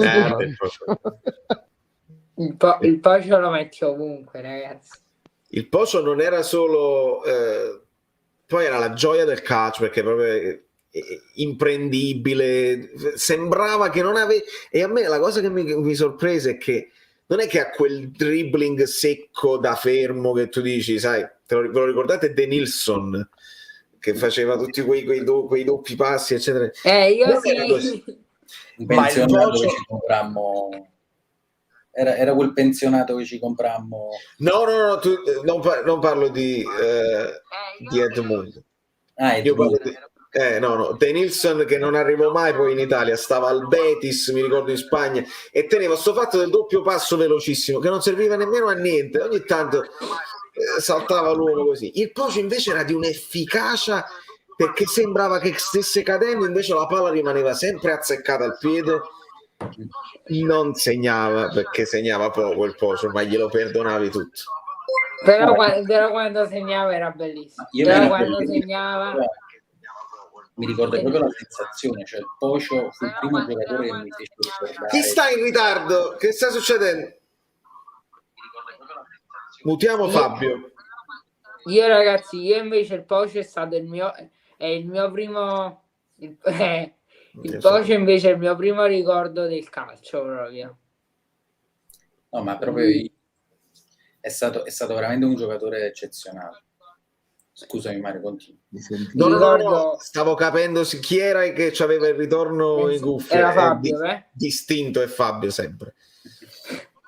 No, volevo dire che il Pocio è proprio il mio primo ricordo legato al calcio. Poi è proprio l'ultimo anno del Pocio, che poi fu l'anno della Coppa Italia, del trofeo dopo 25 anni, 20 anni. È il mio primo anno praticamente che seguì il calcio, quindi quello è il Pocio. Per l'anno dopo, l'ultimo anno di Cavani, quelli sono anni che mi ricordo sfocatamente, però un po' come li ricordo e su bei ricordi. E quello secondo me è stato il peggior anno del Pocio, l'ultimo prima di andarsene è stato il meno brillante, Gli anni precedenti era inarrestabile, io mi ricordo. Devastante. Pensate che il Pocio arrivò l'anno in cui io sono nato.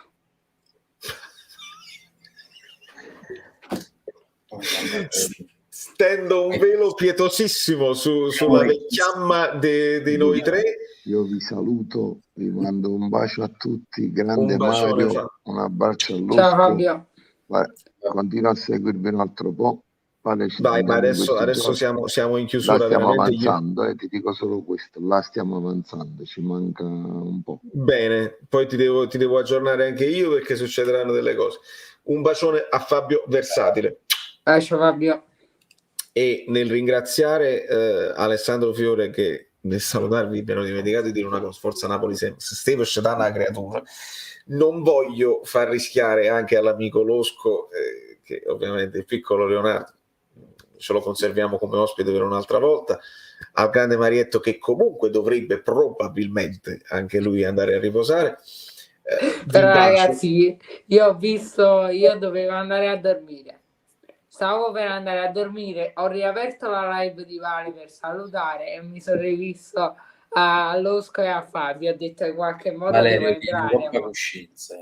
È tutta colpa mia e me ne assumo la responsabilità, come Spalletti quando parla di Golan.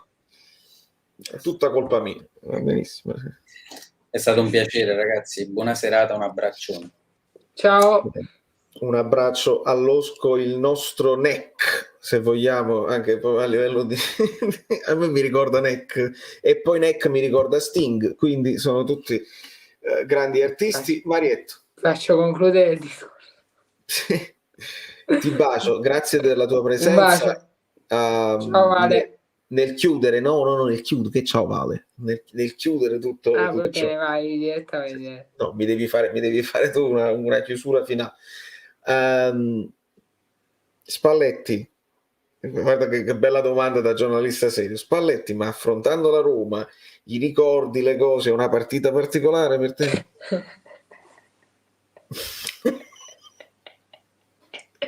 Ma quanto sei motivato di vincere contro la tua ex squadra, Spalletti? Una partita proprio con la Roma diventa decisiva. Signori, Mario Delle Vedove, un abbraccio. Ciao a tutti. Io mi concedo un po' di ridere, di risare. Losco non c'è, se n'è andato via.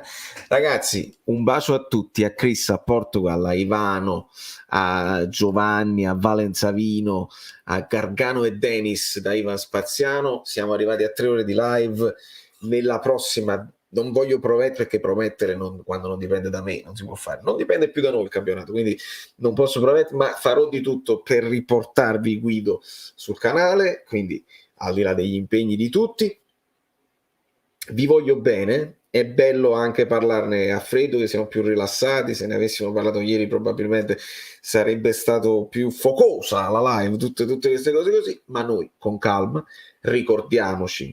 Voglio ricordare a tutti che il primo obiettivo era la Champions League e ci siamo molto vicini, quindi possiamo essere contenti di un percorso che non è brillantissimo sotto certi, che si poteva fare qualcosina di più probabilmente, ma siamo ancora lì a vedere a chi cade prima. Per quanto riguarda lo scudetto, per la Champions siamo molto vicini, perché che la bella Mauro Carmen ha fatto abbassare le prestazioni dell'Atalanta clamorosamente e quindi sono lontano. A Roma cerchiamo di non dare una soddisfazione alla Roma così. Da New York, Valerio Fluido è tutto, io vi voglio bene, vi bacio e ci teniamo aggiornati, perché domani sarà un martedì pazzesco. Volete sapere un segreto? Ma sicuramente usciranno notizie di mercato, perché non si sa cosa dire il martedì e usciranno notizie di mercato. Io nel frattempo trovo la sigla e la lancio. Sigla. Questo programma è stato offerto da niente di meno un programma, cioè proprio la sigla, fluido.net e magliette, le cose, insomma. valeriofluido.oplix.com. Comunque tu ti sei montato alla testa. Alla fine è un programma. Sì, ringrazio infinitamente il lavoro instancabile dei moderatori, gli abbonati bellini e i supporters, i collaboratori e tutti i vostri commenti, perché questa community è come una seconda famiglia.